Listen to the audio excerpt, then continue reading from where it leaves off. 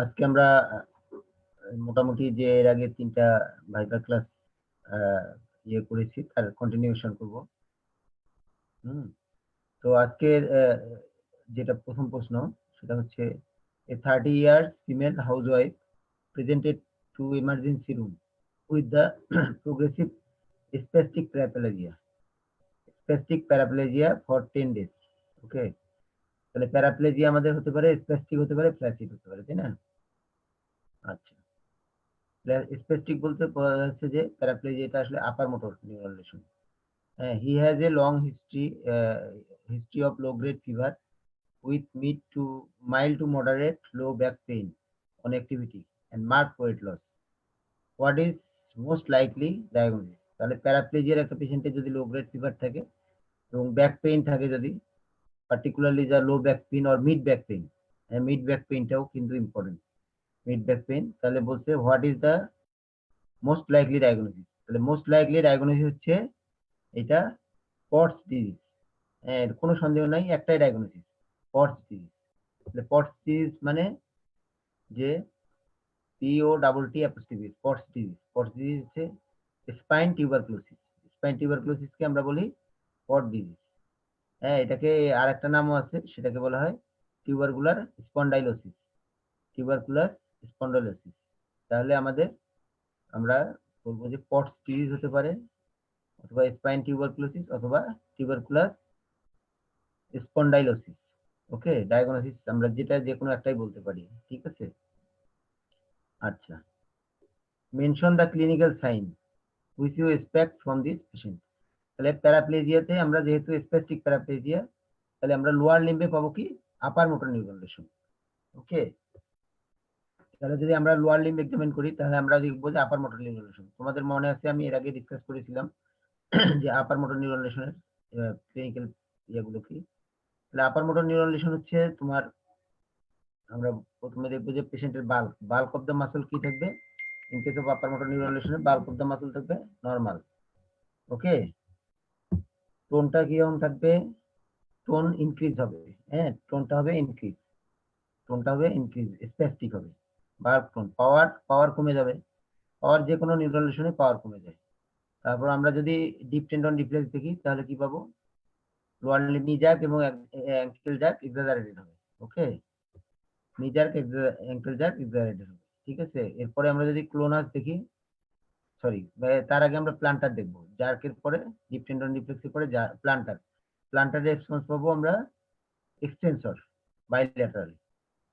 বাইলেটারালি extensor থাকবে। এটা কিন্তু hard sign of upper motor neuron lesion. তাহলে প্লান্টার রেসপন্স এক্সটেনসর হবে। হ্যাঁ, এবং আমরা যদি ক্লোনাস দেখি তাহলে ক্লোনাস হবে তোমার ক্লোনাস থাকবে। হ্যাঁ, ক্লোনাস থাকতে পারে, ইউজুয়ালি কিন্তু এইরকম প্যারাপ্লেজিয়াতে ক্লোনাস থাকে, ঠিক আছে? আমরা লোয়ার লিম্বে 2 রকমের ক্লোনাস দেখি, একটা হচ্ছে অ্যাঙ্কেল ক্লোনাস, একটা প্যাটেলার ক্লোনাস। এই অ্যাঙ্কেল ক্লোনাস এবং প্যাটেলার ক্লোনাস, এগুলো ওয়ার্ডে কিন্তু এই দুটা তোমরা তোমাদের ক্লাস টিচারের কাছ থেকে বা ওয়ার্ডে যে যারা স্যাররা ক্লাস নেবে তাদের কাছ থেকে কিভাবে দেখতে হয় এটা দেখে নিতে হবে, ঠিক আছে? সবগুলো দেখতে হবে, বাল্ব কিভাবে দেখতে হয়, টোন কিভাবে দেখতে হয়, পাওয়ার, ঠিক আছে? তারপর ডিপ টেন্ডন রিফ্লেক্স মানে knee jerk ankle jerk, plantar response কিভাবে দেখতে হয়, খুবই ইম্পর্টেন্ট। প্লান্টার রেসপন্স হচ্ছে hard sign of upper motor neuron lesion, ঠিক আছে? কারণ তোমার অন্যান্য ফিচার কিন্তু অন্য কন্ডিশনে পাওয়া যেতে পারে, বাট তোমার প্লান্টার রেসপন্স এক্সটেনশন মানে আপার motor neuron lesson, bilaterally extension হবে। হ্যাঁ, ক্লোনাস থাকবে এবং তোমার এই তো এগুলো আমরা ক্লিনিক্যাল সাইন পাবো। ক্লিনিক্যাল সাইন হচ্ছে যে আমরা মানে এক কথায় বলতে পারি যে upper motor neuron lesion in the lower limb with আরেকটা ইম্পর্টেন্ট সাইন আছে, সেটা হচ্ছে ডেফিনিট সেন্সরি লিমিট থাকবে। মানে স্পাইনাল কর্ডটা যে লেভেলে কম্প্রেশন হয়েছে ডরসাল স্পাইনের, হ্যাঁ, যেহেতু স্প্যাস্টিক প্যারাপ্লেজিয়া এটা কিন্তু ডরসাল লেভেলে। হ্যাঁ, ব্যাক পেইন মানে কিন্তু এটা লো ব্যাক মানে কি, এটা আমার মনে হচ্ছে সম্ভবত মানে লোয়ার থোরাসিক লেভেলের কর্ড কম্প্রেশন, ঠিক আছে? Lower end of the spinal cord. Okay, তাহলে আমরা ডেফিনিট সেন্সরি লেভেল পাবো। আমরা যদি ডি টেনে যদি পাই তাহলে আমরা ডি টেনে যদি স্পাইনাল কর্ড কম্প্রেশন হয় বা থোরাসিক টেনে যদি T10 বা D10 বা ডরসাল টেনে যদি কট কম্প্রেশন হয়, আমরা তাহলে যেটা পাবো যে তোমার ডেফিনিট একটা সেন্সরি লেভেল পাবো ইন দ্য ট্রাঙ্কে। যদি D10 হয় তাহলে কোথায় পাবো? At the umbilicus, up to the umbilicus পর্যন্ত আমরা একটা সেন্সরি লিমিট পাবো। দেখবো যে একটা সেন্সরি লস আছে অথবা সেন্সরি রিডিউস সেন্সেশন আছে। ওকে, এটা হবে। তাহলে how will you investigate her with possible finding? তাহলে হাউ উইল ইউ ইনভেস্টিগেট, যদি ইনভেস্টিগেশনে একটা করতে বলি তাহলে অবশ্যই তোমাকে বলতে হবে যে MRI of dorsal spine, not lumbosacral spine. Lumbosacral spine MRI করা যাবে না, কারণ এটা তো স্পেসিফিক প্যারাপ্লেজিয়া। হ্যাঁ, আবার সার্ভাইকেল স্পাইনও করা যাবে না। সার্ভাইকেল স্পাইন কখন করতাম? যদি স্পেসিফিক কোয়াড্রিপ্লেজিয়া হতো। স্পেসিফিক কোয়াড্রিপ্লেজিয়া হলে আমরা সার্ভাইকেল স্পাইনের এমআরআই করবো, ঠিক আছে। আর যদি এটা যদি ফ্লাসিড প্যারাপ্লেজিয়া হতো তাহলে আমরা লাম্বোস্যাক্রাল স্পাইনের বা কডাইকুনা সিনড্রোম যদি হতো, যদি আমরা ফাইন্ডিং পেতাম তাহলে আমরা লাম্বোস্যাক্রাল স্পাইনের এমআরআই করতাম। কিন্তু এখানে যেহেতু স্পেসিফিক প্যারাপ্লেজিয়া, এখানে অবশ্যই ক্লিন কাট তোমাকে বলতে হবে যে এমআরআই অফ ডরসাল স্পাইন, ঠিক আছে। তাহলে এখানে করলে আমরা দেখবো যে প্যারাভার্টিব্রাল সফট টিস্যু থাকবে, ডিসকাইটিস থাকবে, ডিস্ক ইনভলভমেন্ট থাকবে। তাহলে এই যে উইথ পসিবল ফাইন্ডিং, এমআরআই করলে আমরা কি পসিবল ফাইন্ডিং পাবো? এমআরআই আমরা প্রথমে পাবো যে ডিসকাইটিস। তাহলে দেখবো যে ভার্টিব্রাল বডি গুলো মোটামুটি ভালো আছে, ডিস্ক ইনভলভমেন্ট আছে। হ্যাঁ, ইন্টারভার্টিব্রাল ডিস্কটা ইনভলভমেন্ট হবে এবং তার পাশে তোমার প্যারাভার্টিব্রাল অ্যাক্সেস ফর্মেশন হবে। সেখানে আমরা সফট টিস্যু, অ্যাক্সেসটাকে সফট টিস্যুর মতো কালেকশন পাবো, যেটা কটকে কম্প্রেশন করবে, ঠিক আছে। হ্যাঁ, তাহলে ডিসকাইটিস হবে কিন্তু টিউবার পটস ডিজিজে। প্রথমে ডিস্ক ইনভলভমেন্ট হয়, তারপরে হয়তো বডি ফ্র্যাকচার হতে পারে। তাহলে অনেক সময় মানে আমাদের cord compression due to Pott's disease and cord compression due to malignancy metastasis. হ্যাঁ, এই দুটোর মধ্যে পার্থক্য কিন্তু অনেক সময় পরীক্ষায় ধরে স্যারেরা বা অস্পিতে আসে, অথবা আমাদের মানে একটা এমআরআই দিয়েও বলতে পারে যে তুমি এটা কি মনে করো। আমরা যদি দেখি কোনো পেশেন্টের বডি ইনভলভমেন্ট আছে without involvement of the disc, this is likely due to metastasis. Okay, এটা মেটাস্টেসিসের কারণে হতে পারে। আর যদি দেখি যে না, ডিস্ক ইনভলভমেন্ট, বডি ইনভলভমেন্ট কম বা বডি ইনভলভমেন্ট হয়নি, কিন্তু ডিস্ক মেইনলি ইনভলভমেন্ট, তাহলে লাইকলি পটস ডিজিজ, ঠিক আছে। আর পটস ডিজিজে আরেকটা থাকবে যে প্যারাভার্টিব্রাল অ্যাবসেস ফর্মেশন হবে, সব টিস্যু পাবো আমরা প্যারাভার্টিব্রাল, যেটা আমরা মেটাস্টেসিসে পাবো না, ঠিক আছে। বাট দুটাতেই কট কম্প্রেশন হবে। আচ্ছা, এছাড়া আমরা একটা এক্স রে করতে পারি। এক্স রেতেও আমরা এরকম দেখতে পারি প্যারাভার্টিব্রাল সফট টিস্যু দেখা যায়, তারপরে রিডিউস তোমার হাইট অফ দা ডিস্ক, ডিস্কের তোমার কম্প্রেশন, এটা এক্স রেতে আমরা বুঝতে পারি। আবার এঙ্গুলেশন হয়ে যেতে পারে, ঠিক আছে। দুইটা মানে ডিস্ক যখন ইয়ে হয় তোমার কোলাপস হয়ে যায়, ডিস্ক কোলাপস হয়ে গেলে কিন্তু ভার্টিব্রাল দুইটা বডি অ্যাঙ্গুলেশন হয়ে যায়। তো সেই অ্যাঙ্গুলেশনটা আমরা দেখতে পারি, এই অ্যাঙ্গুলেশনটাই আসলে গিববাস তৈরি করে। হ্যাঁ, পেশেন্টের এক্স রে করলেও আমরা ফাইন্ডিং পাবো যেহেতু গিববাস আছে, ঠিক আছে, যদি থাকে গিববাস থাকে যদি। হ্যাঁ, ও সরি, এখানে মেনশন দা ক্লিনিক্যাল সাইন, এখানে তো একটা নিউরোলজিক্যাল সাইন পেলাম, কিন্তু স্পাইন এক্সামিনেশন করতে হবে কিন্তু এই পেশেন্টের, must.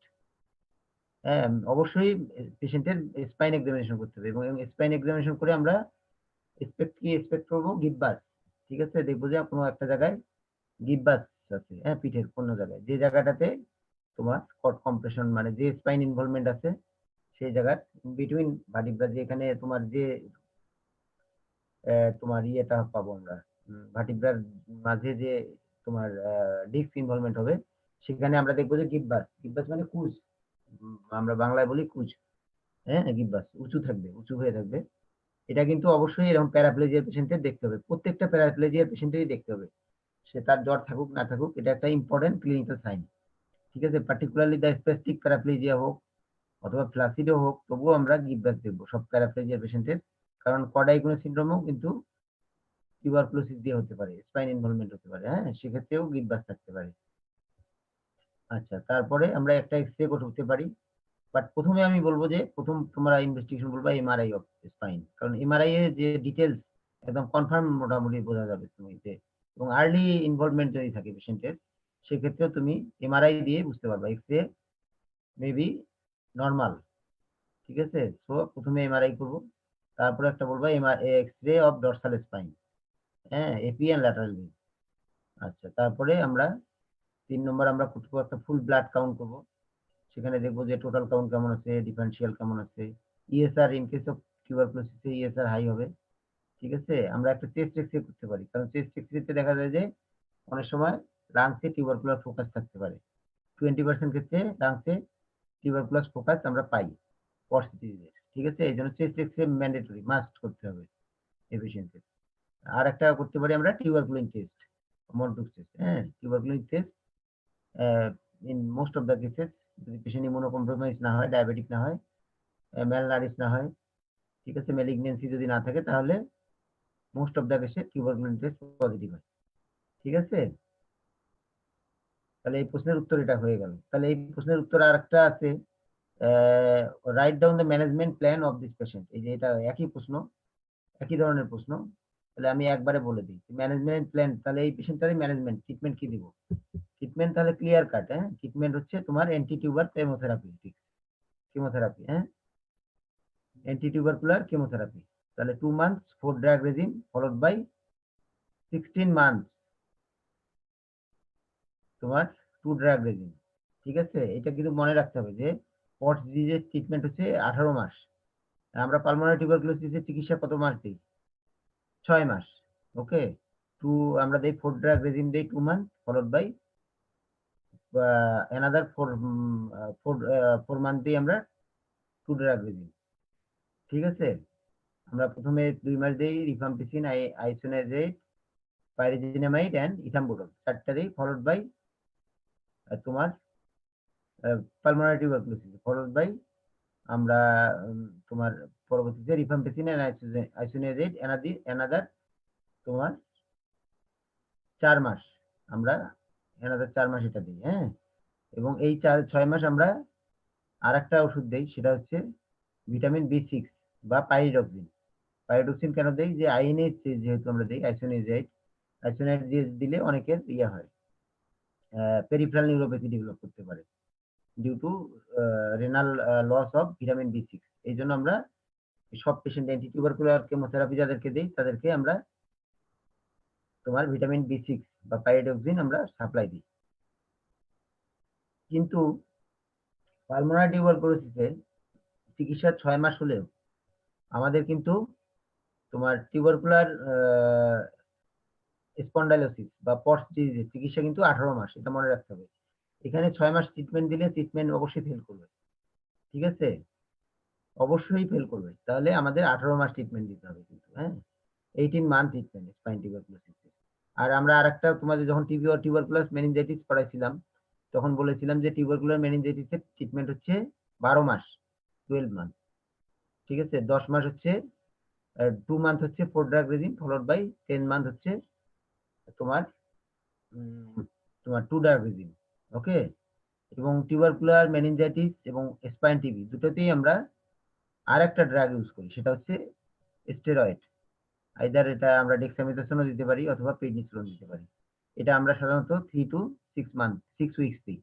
3 to 6 weeks, not month, 3 to 6 weeks. Okay? এটা ডিপেন্ড করে যে আমাদের ইনভলভমেন্টটা কত বেশি। আমাদের যদি ইনফ্লামেশন বেশি থাকে, কম্প্রেশন কট কম্প্রেশন বেশি থাকে তাহলে আমরা 6 উইকস দিই। যেটা যদি কম থাকে, হ্যাঁ, শুধু যদি ডিসকাইটিস থাকে, প্যারাভার্টিব্রাল কালেকশন যদি কম থাকে তাহলে আমরা 3 উইকস দিয়ে তারপরে বন্ধ করে দিই। ঠিক আছে? প্রেডনিসোলোন, হ্যাঁ, প্রেডনিসোলোন দিতে পারি আমরা 1 milligram per KG body wait অথবা ডেক্সামেথাসোনও দিতে পারি। ঠিক আছে? তাহলে ট্রিটমেন্ট হলো আমাদের একটা মেডিকেল ট্রিটমেন্ট। মেডিকেল ট্রিটমেন্টের মধ্যে হচ্ছে নাম্বার 1 অ্যান্টি টিউবারকুলার কেমোথেরাপি। এটা থাকবে, মাস্ট এটা দিতে হবে এবং এটা অবশ্যই 18 মাস দিতে হবে। এবং এর সাথে আমরা অ্যান্টি টিউবারকুলার কেমোথেরাপির সাথে আমরা ভিটামিন বি6 বা পাইরিডক্সিন দিব ফর 18 মান্থ এন্ড প্রেডনিসোলোন দিব আমরা। ঠিক আছে? তারপরে পেশেন্টের আরেকটা হচ্ছে যে আমরা সিম্পটোমেটিক ট্রিটমেন্ট দিতে পারি। যে পেইন থাকলে আমরা তাকে এনএসআইডস দিতে পারি পেইন কমানোর জন্য। যদি স্পেসিসিটি যেমন আছে, স্পেসিসিটি কমানোর জন্য আমরা বেক্লোফেন দিব। ঠিক আছে? যদি আরেকটা পেইন, যেহেতু নিউরালজিক পেইন, স্পাইনাল কর্ড কম্প্রেশনের পেইন নিউরালজিক পেইন হয়, সেক্ষেত্রে আমরা গাবাপেন্টিন, প্রিগাবালিন এগুলো আমরা ব্যবহার করতে পারি। ঠিক আছে? আর একটা যেটা আমরা ইয়ে করব যে আরেকটা সার্জিক্যাল ট্রিটমেন্ট আছে, হ্যাঁ? যদি দেখি যে পেশেন্টের অনেক কালেকশন, প্যারাভার্টিব্রাল কালেকশন, অনেক সফট টিস্যু কালেকশন এবং কর্ডকে পুরোপুরি কম্প্রেস করে ফেলছে, ঠিক আছে? এটা তখন কি করতে হবে? ডিকম্প্রেশন সার্জারি করতে হবে। হ্যাঁ, ডিকম্প্রেশন সার্জারি। সেই ক্ষেত্রে আমাদের স্পাইন সার্জনকে দিয়ে ডিকম্প্রেশন সার্জারি। তাহলে একটা আমাদেরকে স্পাইন সার্জন বা নিউরো সার্জনকে রেফার করতে হবে, ঠিক আছে? তার পেশেন্টের কন্ডিশন দেখে নিউরো সার্জনকে রেফার করবো। নিউরো সার্জন কি করে? যে তোমার এটাকে ডিকম্প্রেশন করবে, করে stabilisation of the spine. Spine যে তোমার এই যে হয়তো অ্যাঙ্গুলেশন হয়ে গেছে, আনস্টেবল হয়ে গেছে, এটাকে আবার স্টেবল করে দেয়, ঠিক আছে? এখানে অনেক সময় আমরা মেটালিক কেস দিয়ে স্টেবল করে, ঠিক আছে, নিউরোসার্জনরা।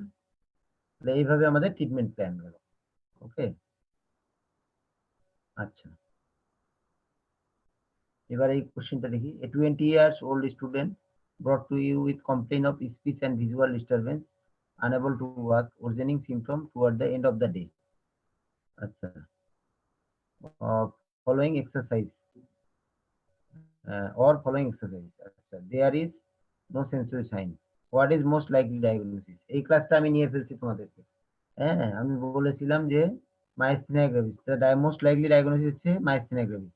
তো স্লারিং, স্পিচ স্লারিং হয়ে যায়, ঠিক আছে? ভিজুয়াল ডিস্টারবেন্স বলতে এখানে কেন visual disturbance? Due to squint, diplopia হতে পারে। আর একটা হতে পারে যে তার টোসিস হতে পারে, টোসিসের কারণে সে দেখতে পারে না, তাই না? চোখের পাতা পোস্টোসিস হয়ে যেতে পারে। Unable to walk due to muscle weakness, এবং এটা originating of symptom toward the end of the day, ঠিক আছে? এটা আমরা বলছিলাম। হ্যাঁ, অর এক্সারসাইজ, তাই না? মাইথেনিক অ্যাবিজের ফ্ল্যাকচুয়েশন উইকনেস, ফ্ল্যাকচুয়েটিং উইকনেস হচ্ছে ফিচার অফ মাইথেনিক অ্যাবিজ। হ্যাঁ, এবং after exercise or toward the end of the day, end of the ডেতে সিমটম বাড়ে, ঠিক আছে? এটা একটা neuromuscular junction disease. So there is no sensory symptoms and there is no sensory sign and there is no sphincter involvement. Okay, there is ptosis, there is squint, there is slurring of speech, there is drop neck or broken neck, and there is difficulty in chewing, difficulty in speech. পেশেন্টের চাবাতেও সমস্যা হয়, হ্যাঁ, খেতে সমস্যা হয়। তারপরে তোমার difficulty in standing from sitting position, difficulty in climbing in stair, এগুলো থাকে। তাহলে what is most likely diagnosis? Diagnosis একদম ক্লিয়ার কাট, মাইস্থেনিয়া গ্রেভিস।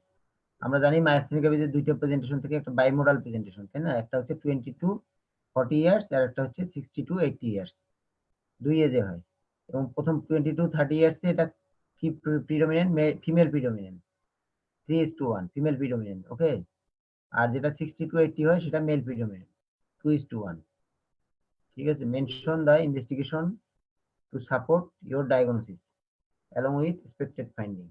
তাহলে আমরা কি কি ইনভেস্টিগেশন করব? আমরা যেমন বেড সাইড ইনভেস্টিগেশন যেগুলো আছে, এগুলো অবশ্য বেড সাইড টেস্ট বলি আমরা। আমরা আইস অন আইস টেস্ট করতে পারি, যে চোখের উপরে বরফের টুকরা দিয়ে আমরা আইস অন আইস টেস্ট, আমি মাইস্থেনিয়া গ্রেভিস ক্লাসে বলছি কিভাবে করতে হয়। এখানে আছে রুল অফ 2, ঠিক আছে? আমরা 2 সেন্টিমিটার একটা কিউবিক সেন্টিমিটার একটা আইসের টুকরা নিয়ে চোখের পাতায় আমরা বন্ধ করে চোখের উপর দিয়ে রাখি। হ্যাঁ, 2 মিনিট। কতক্ষণ দিয়ে রাখি? 2 মিনিট। এবং 2 মিনিট পরে বরফের টুকরাটা সরাই দেখি যে পেশেন্টের আগে যতটুকু তোমার আইটা ওপেন ছিল, হ্যাঁ, বোথ পালপেবল ফিচার যতটা ছিল তার চেয়ে 2 মিলিমিটার যদি তোমার এটা বড় হয়। আগে যদি দেখি যে 6 মিলিমিটার ছিল, এখন 8 মিলিমিটার বা 9, 2 মিলিমিটার বা তার বেশি, 9 মিলিমিটার ওয়াইড হয়ে গেছে, তাহলে আমরা বুঝবো যে এটা ice on ice test positive, likely myasthenia gravis. আরেকটা হচ্ছে যে টেনসিলন টেস্ট করি আমরা, তাই না? টেনসিলন টেস্ট এড্রোফোনিয়াম দিয়ে করতে পারি আমরা। এড্রোফোনিয়াম এটা আমরা হসপিটালে ভর্তি করে করতে হয়। আমরা প্রথমে 2 মিলিগ্রাম আমরা করব, করে পরবর্তীতে দেখবো যে কোনো অ্যানাফিলাক্টিক রিঅ্যাকশন হয় কিনা। যদি না হয় পরে আমরা অ্যানাদার 8 মিলিগ্রাম দিয়ে দেখবো যে তার টোসিস, ডিপ্লোপিয়া এটা 2 থেকে 3 মিনিটের মধ্যে তোমার মানে চলে যাবে। টোসিস হবে, ডিপ্লোপিয়া বা তার মাসল পাওয়ার ইমপ্রুভ করবে। হ্যাঁ, এবং পরবর্তীতে তোমার এটা কিছুক্ষণের মধ্যে আবার এটা খুব শর্ট ডিউরেশন, যেহেতু এটা দেখা যায় যে উইদিন 10 to 20 মিনিটের মধ্যে আবার এটা আবার এই অ্যাকশন চলে যাবে। আরেকটা আছে নিওস্টিগমিন টেস্টও আমরা করতে পারি, নিওস্টিগমিন টেস্ট। হ্যাঁ, এগুলো হচ্ছে টেস্ট। আর ইনভেস্টিগেশন আরো কিছু আছে। ইনভেস্টিগেশনের মধ্যে হচ্ছে একটা আমরা অ্যান্টিবডি দেখবো। হ্যাঁ, যেহেতু আমরা জানি যে আমরা বলছিলাম যে অ্যান্টিবডি পজিটিভ থাকে তোমার জেনারেলাইজ মাইস্থেনিয়া, যেহেতু পেশেন্টের 85 to 90% ক্ষেত্রেই অ্যান্টিবডি পজিটিভ থাকবে। অ্যান্টিবডিটা কি দেখি আমরা? Anti acetylcholine receptor antibody, anti acetylcholine receptor antibody আমরা দেখবো। ওকে, তাহলে অ্যান্টি অ্যাসিটাইলকোলিন রিসেপ্টর অ্যান্টিবডি দেখি, তা সেটা আমাদের পজিটিভ থাকে। ঠিক আছে, এছাড়া আমরা একটা চেস্টের এক্স-রে করবো বা সিটি স্ক্যান করি। সিটি স্ক্যানটা প্রেফারেবলি করতে হবে, এক্স-রে আগে করতে পারি কিন্তু CT scan must. CT scan করে আমরা কি দেখবো? আমরা দেখবো যে তার থাইমাস গ্ল্যান্ডের অবস্থা, থাইমাস গ্ল্যান্ড থাইমিক হাইপারপ্লাসিয়া আছে কিনা অথবা থাইমোমা আছে কিনা, এটা দেখবো। ঠিক আছে, আর আমরা করবো যে আরএনএস নামে একটা টেস্ট আছে, আমরা এনসিএস মেশিন দিয়ে করা হয়, এটা RNase, repeated nerve stimulation test এটাকে বলা হয়, রিপিটেড নার্ভ স্টিমুলেশন টেস্ট। আমরা মাইসথেনিয়া গ্রেভিসে এটা করি। আরএনএস করলে দেখবো যে আরএনএস তোমার এটা ডিক্রিমেন্টাল রেসপন্স হবে, ডিক্রিমেন্টাল রেসপন্স। হ্যাঁ, ঠিক আছে, আরএনএস করবো। আর একটা আমরা করতে পারি সিঙ্গেল ফাইবার ইএমজি, এটা এগুলো করবো আমরা। হ্যাঁ, তাহলে এই জিনিসগুলো আমরা মাইসথেনিয়া গ্রেভিসের জন্য করি, মাইসথেনিয়া গ্রেভিস কনফার্ম করার জন্য। আর মাইসথেনিয়া গ্রেভিস যেহেতু একটা অটোইমিউন ডিজিজ, এই অটোইমিউন ডিজিজের সাথে আরো কিছু অটোইমিউন ডিজিজ থাকতে পারে, যেমন তোমার হাইপোথাইরয়েডিজম বা তোমার হাসিমতো থাইরয়েডাইটিস, গ্রেভ ডিজিজ থাকতে পারে। এই জন্য আমরা মানে হাইপারথাইরয়েডিজমও থাকতে পারে, হাইপোথাইরয়েডিজমও থাকতে পারে। এই জন্য আমরা অবশ্যই থাইরয়েড ফাংশন টেস্ট করবো পেশেন্টের। হ্যাঁ, পেশেন্টের টাইপ 1 ডায়াবেটিস থাকতে পারে, সেই জন্য ব্লাড সুগার করতে পারবে। এবং আমরা ক্লিনিক্যালি সাসপেক্ট করে আদার অ্যান্টিবডি টেস্ট করবো। আচ্ছা, হাউ উইল ইউ ম্যানেজ হিম? তাহলে মাইসথেনিয়া গ্রেভিসের পেশেন্টের ম্যানেজমেন্ট আমি বলেছিলাম। আমার মাইসথেনিয়া গ্রেভিসের ক্লাস তোমরা যদি দেখো তাহলে ওখানে খুব সুন্দর করে আমি বলেছি যে মাইসথেনিয়া গ্রেভিসের ক্লাসের 3টা আমি ট্রিটমেন্ট বলেছিলাম যে আমরা একটা অ্যান্টিকোলিনেস্টেরয়েড ইউজ করতে পারি, যেটা আমরা করি তোমার পাইরোডিস্টোমিন। হ্যাঁ, ঠিক আছে, এখানে আমাদের মেস্টিনর নামে পাওয়া যায় পাইরোডিস্টোমিন। ঠিক আছে, এটা আমরা লো ডোজে দিয়ে তারপর বাড়াই। ঠিক আছে, 60 মিলিগ্রাম করে আমরা 4 আওয়ারলি দিতে পারি পাইরোডিস্টোমিন, যেটা তোমার অ্যাসিটাইলকোলাইনের তোমার ডিউরেশনটাকে বাড়ানোর জন্য, যেহেতু ব্রেকডাউনটা যাতে কম হয়।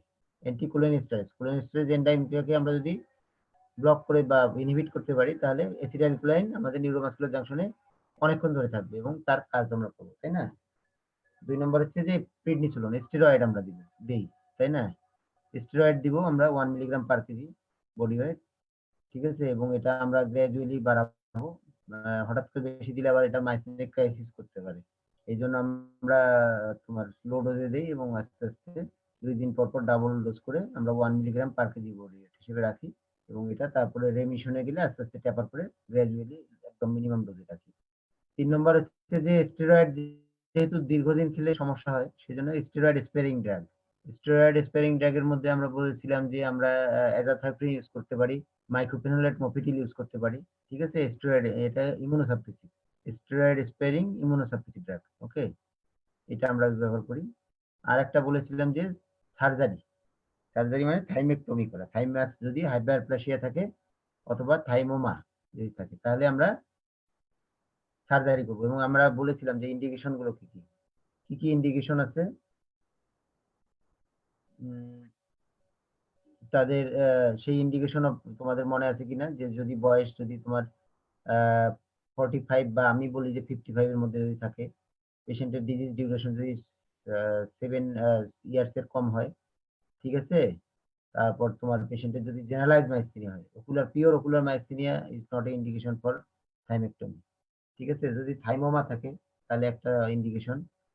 ঠিক আছে, তাহলে এই ধরনের কেসগুলো হলে আমরা, আর একটা হচ্ছে antibody positive, acetylcholine receptor antibody যদি পজিটিভ থাকে, সেই ক্ষেত্রে আমরা সার্জারি করব। তাহলে এই কন্ডিশনগুলো ইন্ডিকেশন থাকলে আমরা সার্জারি করবো, থাইমেক্টমি করবো।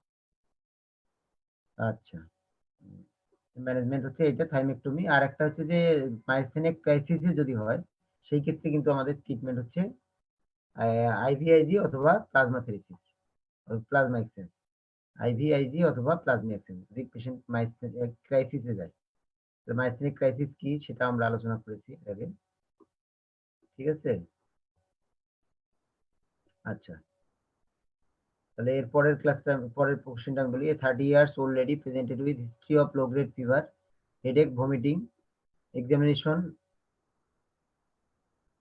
revealed the patient is confused, uh, disoriented, neck rigidity with third cranial nerve palsy. What is the possible diagnosis?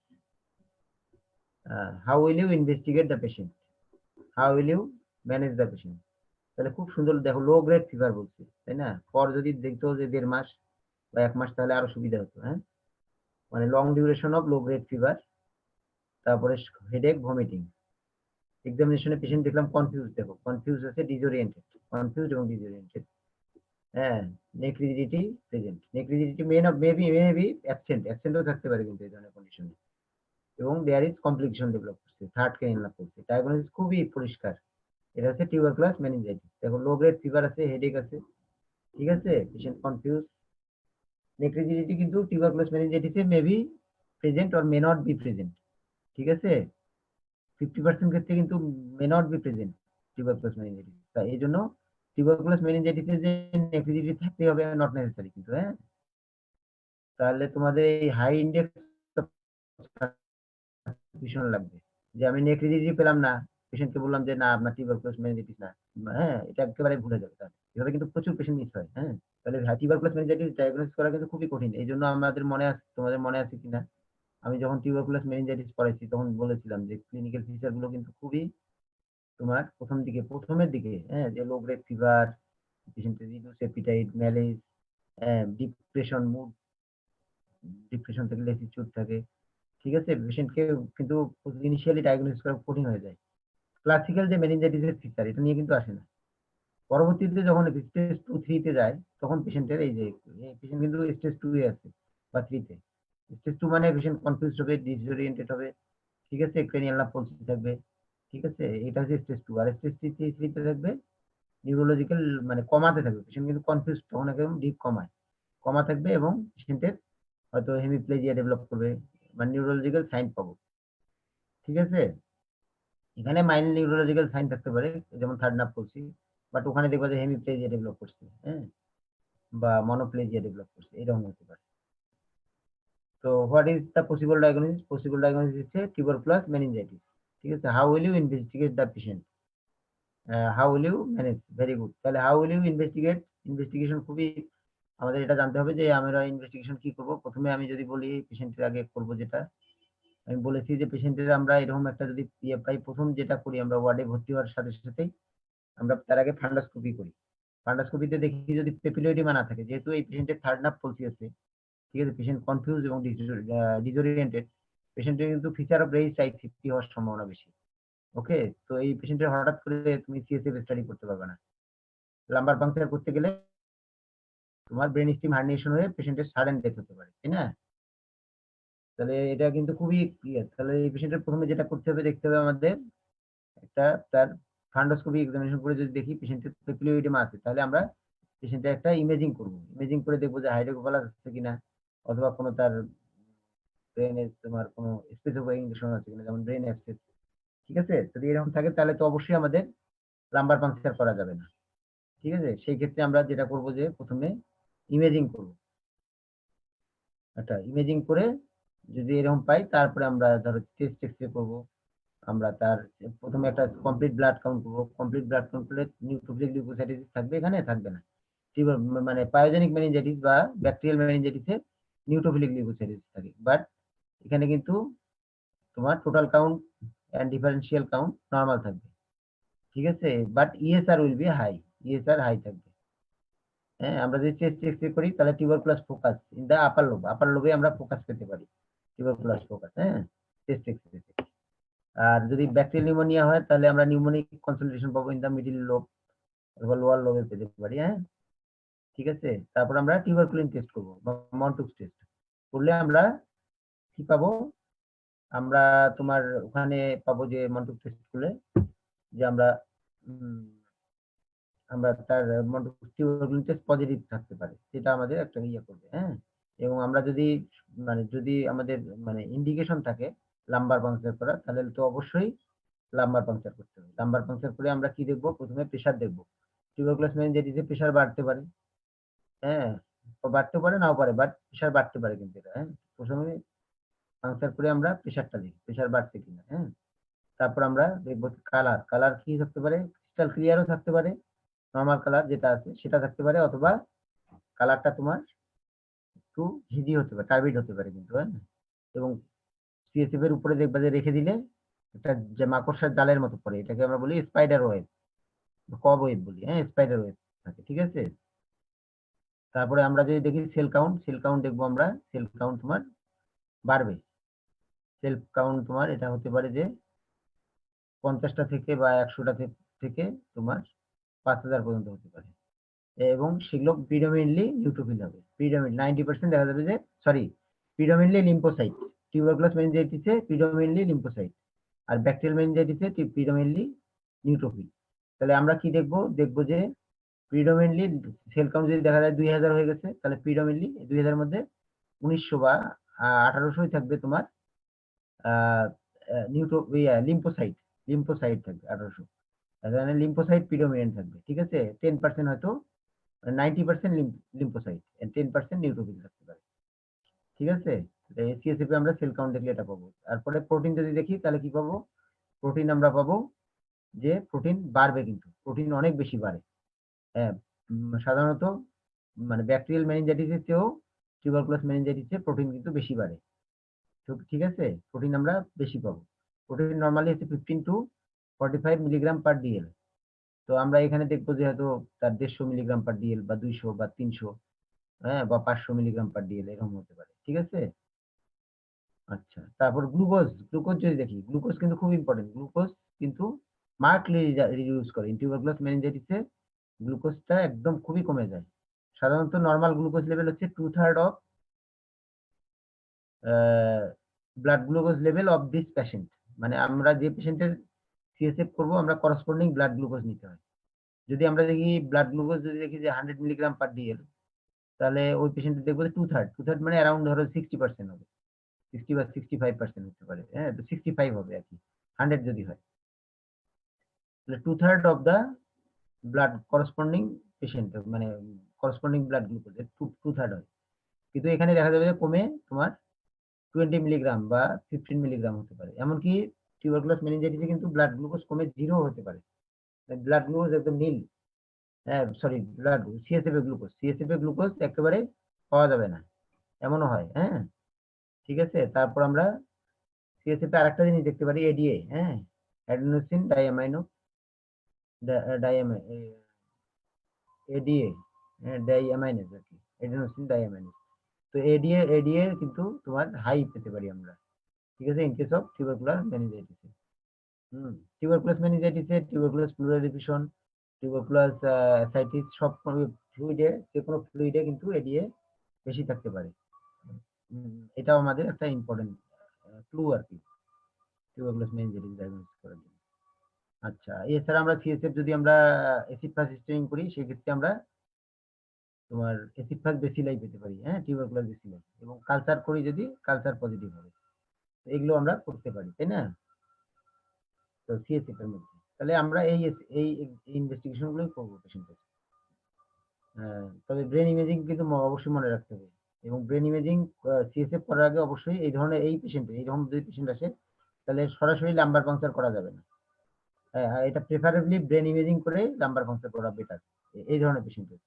যদি পেশেন্টের কনফিউশন, ডিসওরিয়েন্টেশন নিয়ে আসে, তাহলে একটা ব্রেনের imaging, either CT scan or MRI brain করে আমরা তার তোমার লাম্বার পাংচার করবো। How will you manage this patient? তাহলে টিউবারকুলাস মেনিনজাইটিসে আমরা কি দিব চিকিৎসা? Anti tuberculous chemotherapy. কতদিন দিব? একটু আগে আলোচনা করছি, 12 মাস দিব। 2 মান্থ হচ্ছে 4 drug regime, followed by another 2 drug regime দিব আমরা অ্যানাদার 10 মান্থ।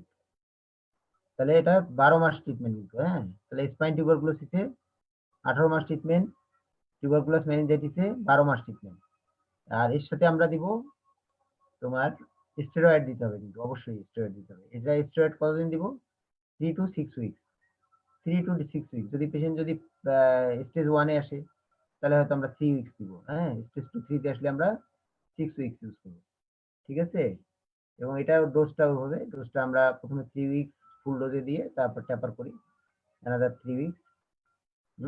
এটা আমরা ডেক্সামেথাসোনও দিতে পারি অথবা প্রিডনিসোলও দিতে পারি, ঠিক আছে। তাহলে আমাদের টিউবারকুলাস মেনিনজাইটিস পটস ডিজিজে মানে টিউবারকুলোসিস দিয়ে যদি স্পাইন টিউবারকুলোসিস হয় অথবা টিউবারকুলাস মেনিনজাইটিস হয়, সেই ক্ষেত্রে স্টেরয়েড আমাদের লং টাইম ইউজ করতে হবে, 3 to 6 উইকস। আর যদি ব্যাকটেরিয়াল মেনিনজাইটিসও আমরা স্টেরয়েড ইউজ করি, তাই না, ডেক্সামেথাসোন, সে কতদিন? 2 to 4 ডেজ। 2 to 4 ডেজ কিন্তু না, নট মোর দেন 4 ডেজ, ঠিক আছে। 2 থেকে 4 দিন শুধুমাত্র কিন্তু ব্যাকটেরিয়াল মেনিনজাইটিস। আচ্ছা, তাহলে এটা গেল চলে, এটা শেষ। এরপরে পেশেন্টটা আসো, এরপরে 20 years male admitted with in the hospital with complain of low grade fever, headache, irritability, 1 month neck rigidity present. তো এটা তো আমি বলে দিলাম। লো গ্রেড ফিভার যদি অনেক, এই যে দেখো এখানে দিয়েছে ফর 1 মান্থ, এই যে 1 মান্থ, তাহলে 1 মান্থ ডিউরেশনে যদি পেশেন্ট এরকম লো ফিভার থাকে তাহলে কিন্তু ব্যাকটেরিয়াল মেনিনজাইটিস এটা হবে না। ব্যাকটেরিয়াল মেনিনজাইটিস সাধারণত 1 সপ্তাহের জ্বর বা 2 সপ্তাহের, ম্যাক্সিমাম 2 সপ্তাহের জ্বর নিয়ে প্রেজেন্ট করে, ঠিক আছে। এবং high grade fever, not low grade fever. Bacterial মেনিনজাইটিসে হাই গ্রেড ফিভার হয়, ঠিক আছে। এবং টিউবারকুলাস মেনিনজাইটিসে neck rigidity may not be present, মনে রাখতে হবে।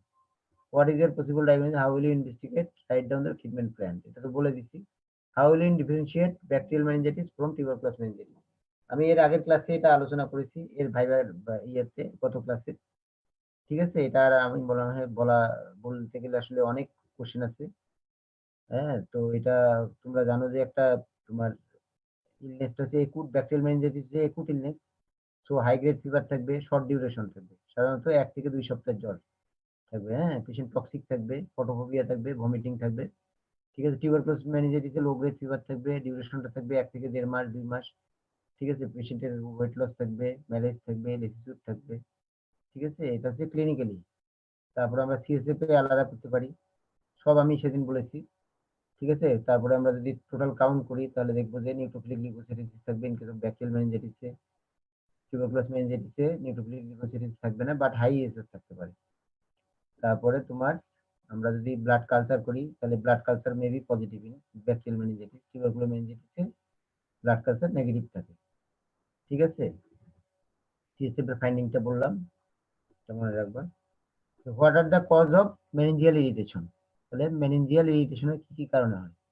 তো মেনিনজিয়াল ইরিটেশন হয় আমাদের 2টা কারণে। একটা হচ্ছে তোমার মেনিনজাইটিসে আমরা মেনিনজিয়াল ইরিটেশন পাবো, সাইন্স অফ মেনিনজিয়াল ইরিটেশন মানে নেক রিজিডিটি এন্ড কার্নিক সাইন। আর একটা হচ্ছে সাবারাকনয়েড হেমোরেজ। তাহলে মেনিনজাইটিস এন্ড সাবারাকনয়েড হেমোরেজ, এই 2টা কন্ডিশনে আমরা সাইন্স অফ মেনিনজিয়াল ইরিটেশন পাই। এই 2টা কিন্তু ক্লিয়ার কাট মনে রাখতে হবে। এখন যদি কোনো পেশেন্টের মেনিনগো এনকেফালাইটিস হয় সেক্ষেত্রেও তুমি সাইন্স অফ মেনিনজিয়াল ইরিটেশন পাবা, বাট সেখানে তো মেনিনজাইটিস আছে, সেই জন্য আর কি, হ্যাঁ। তাহলে এরপরের কোশ্চেনটা হচ্ছে a 70 years old male presented with fever and weight loss of consciousness, examination of nervous system reveal bilateral extensor plantar reflex. Okay, what are the 4 differential diagnosis? What are the clinical sign would you look for? How will you investigate this patient? তাহলে একজন 70 years male patient fever with loss of consciousness নিয়ে আসছে, হ্যাঁ। কতদিন বলেনি, তাহলে আমাদের অনেকগুলো ডিফারেন্সিয়ালস আসতে পারে, তাই না। একটা হতে পারে যে তার পেশেন্টের এনকেফালাইটিস হতে পারে, ভাইরাল এনকেফালাইটিস, হ্যাঁ।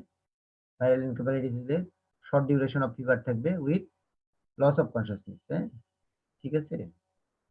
এবং সেক্ষেত্রে আমরা প্লান্টার বাইলেটারাল এক্সটেনশন পাবো, তাই না। তারপরে হতে পারে পেশেন্টের ব্রেন অ্যাবসেস হতে পারে। ব্রেন অ্যাবসেসে যদিও জ্বর কিন্তু সবসময় থাকে না, এটা মনে রাখতে হবে, হ্যাঁ।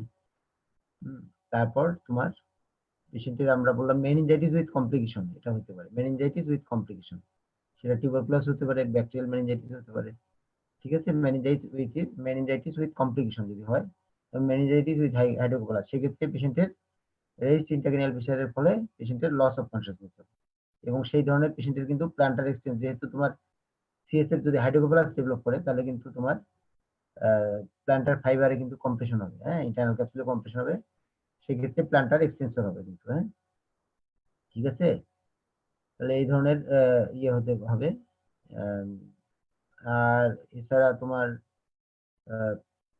যেমন পোস্ট ইনফেকশাস কিছু বা প্যারা ইনফেকশাস কন্ডিশন আছে যেখানে fever with loss of consciousness, যেমন এডেম আছে, একুট ডিসেমিনেটেড এনকেফালোমাইলাইটিস, হ্যাঁ, এই ক্ষেত্রে কিন্তু জ্বর থাকে, fever with loss of consciousness, হ্যাঁ, সেক্ষেত্রে প্ল্যান্টার আমরা এক্সটেনশন পেতে পারি, ঠিক, হ্যাঁ, এটা এখানে কিন্তু এই পেশেন্টের ক্ষেত্রে এডেম একটা ডিফারেন্সিয়াল আসবে কিন্তু, এডেম একুট ডিসেমিনেটেড এনকেফালোমাইলাইটিস, ঠিক আছে, এডেমও আছে ডিফারেন্সিয়াল ডায়াগনোসিস। তাহলে 4 ডিফারেন্সিয়াল বলতে আমরা বলতে পারি যে পেশেন্টের হতে পারে এনকেফালাইটিস, হতে পারে ভাইরাল এনকেফালাইটিস, হতে পারে, ঠিক আছে, তারপরে মেনিনজাইটিস উইথ কমপ্লিকেশন হতে পারে, ব্রেন অ্যাবসেস হতে পারে, হ্যাঁ, সাবডুরাল এমপায়ামা হতে পারে, ঠিক আছে, তারপরে তোমার এডেম হতে পারে, হ্যাঁ, একটু ডেসিমিনেটেড এনকেফালোমাইলাইটিস।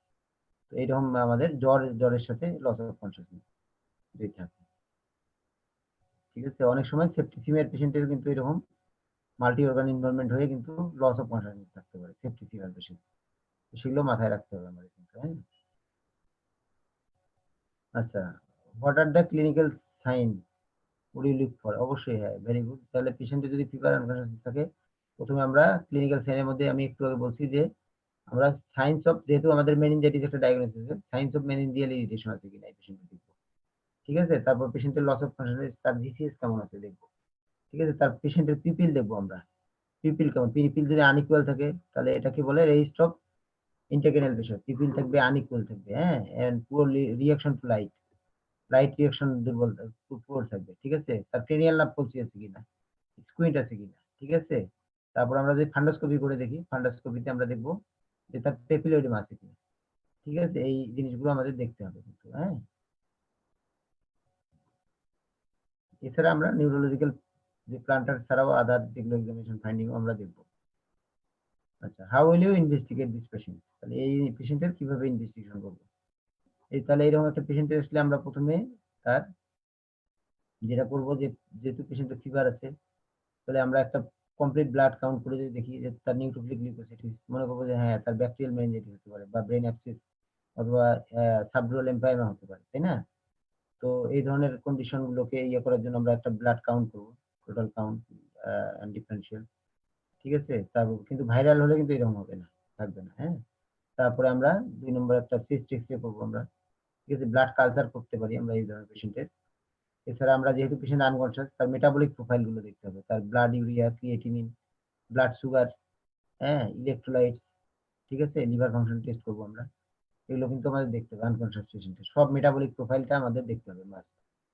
তারপর আমরা যেটা করব, পেশেন্টের একটা ব্রেনের ইমেজিং, অবশ্যই এই পেশেন্টের একটা ব্রেনের ইমেজিং, এবং এই পেশেন্টের কি করবো আমরা, সিটি স্ক্যান না এমআরআই, লাইকলি এটা, যেহেতু আমরা এনকেফালাইটিস একটা ডায়াগনোসিস আছে, তো আমাদের এই পেশেন্টের করলে আমাদের সবচেয়ে ভালো হবে যে এমআরআই করা, হ্যাঁ, কারণ তুমি কিন্তু আমরা কিন্তু অ্যাডেম অথবা এনকেফালাইটিস দুইটাই কিন্তু আমরা সিটি স্ক্যান করে ডায়াগনোস করতে পারবো না, বাট আমরা যদি এমআরআই করি তাহলে আমরা ক্লিয়ারলি বলতে পারবো যে পেশেন্টের তোমার এনকেফালাইটিস বা অ্যাডেম এগুলো আছে কিনা, হ্যাঁ, এটা আমরা বুঝতে পারি দেখে, হ্যাঁ, যেমন হার্পিস সিমপ্লেক্স এনকেফালাইটিস যদি হয় তাহলে আমরা টেম্পোরাল লোব ইনভলভমেন্ট পাবো, টেম্পোরাল লোব ইনভলভমেন্ট পেলে আমরা বুঝবো যে এটা লাইকলি হার্পিস সিমপ্লেক্স এনকেফালাইটিস, ঠিক আছে।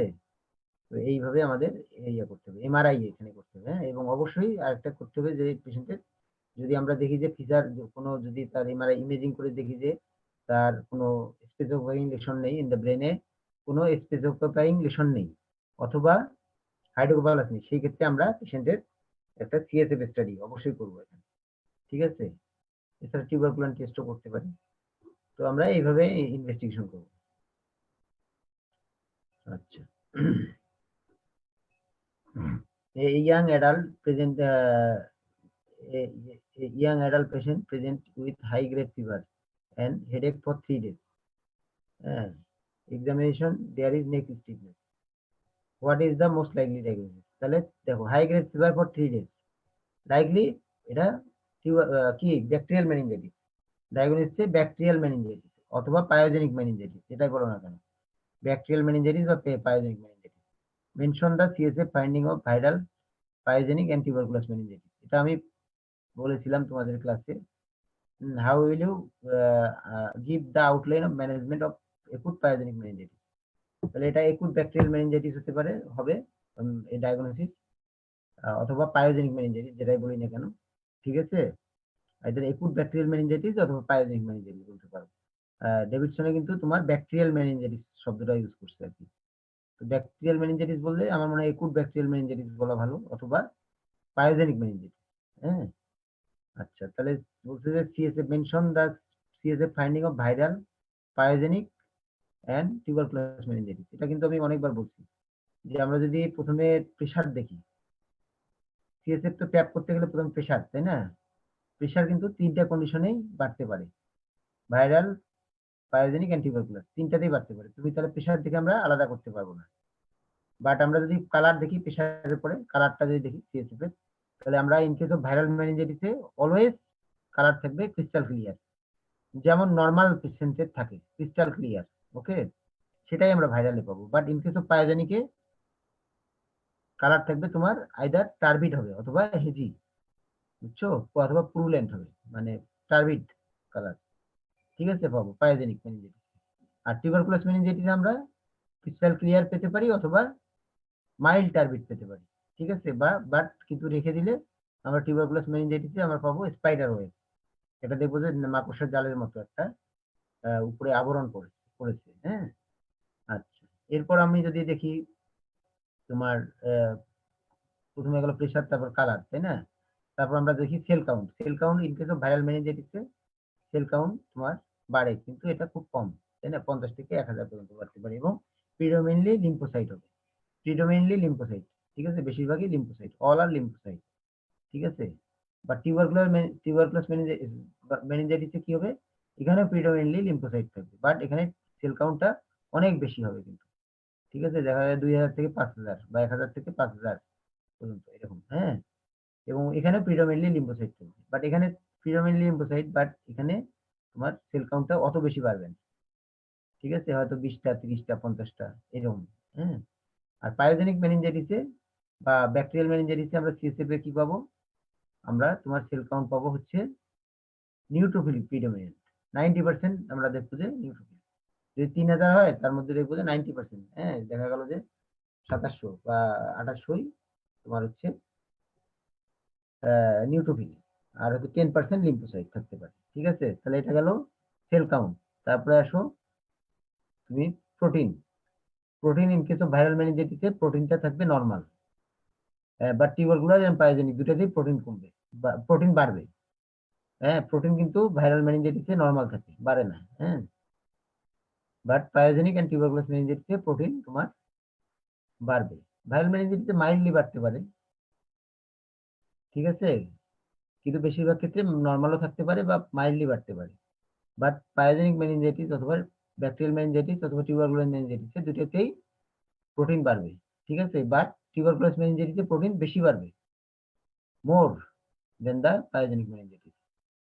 আচ্ছা, এবার আসো glucose. Glucose in case of viral মেনিনজাইটিসে গ্লুকোজ নরমাল থাকবে, বাট পায়োজেনিক এবং টিউবারকুলাস মেনিনজাইটিস দুটোতেই গ্লুকোজ কমে যাবে।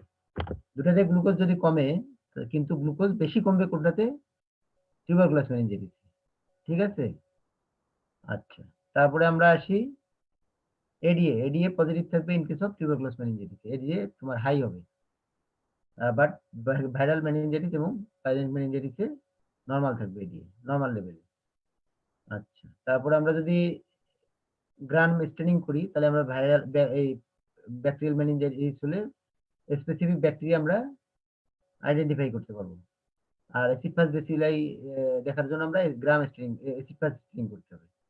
গ্রাম স্টেনিং, অ্যাসিড ফাস্ট স্টেনিং এগুলো করে আমরা ব্যাকটেরিয়া ডিটেক্ট করতে পারি, তাই না? আর পিসিআর করে আমরা ভাইরাস ডিটেক্ট করতে পারি, পিসিআর, ঠিক আছে? এটা identification of the organism by gram staining, acid fast staining and PCR, এটা দিয়ে করতে পারি, তাই না? ওকে, তো আমরা তাহলে এই জিনিসগুলো আমরা মাথায় রাখবো, দেখে আমরা ইয়ে করবো।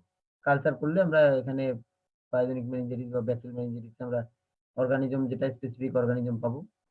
টিউবারকুলাস মেনিনজাইটিসেও আমরা কালচার করে ডায়াগনোসিস করতে পারি।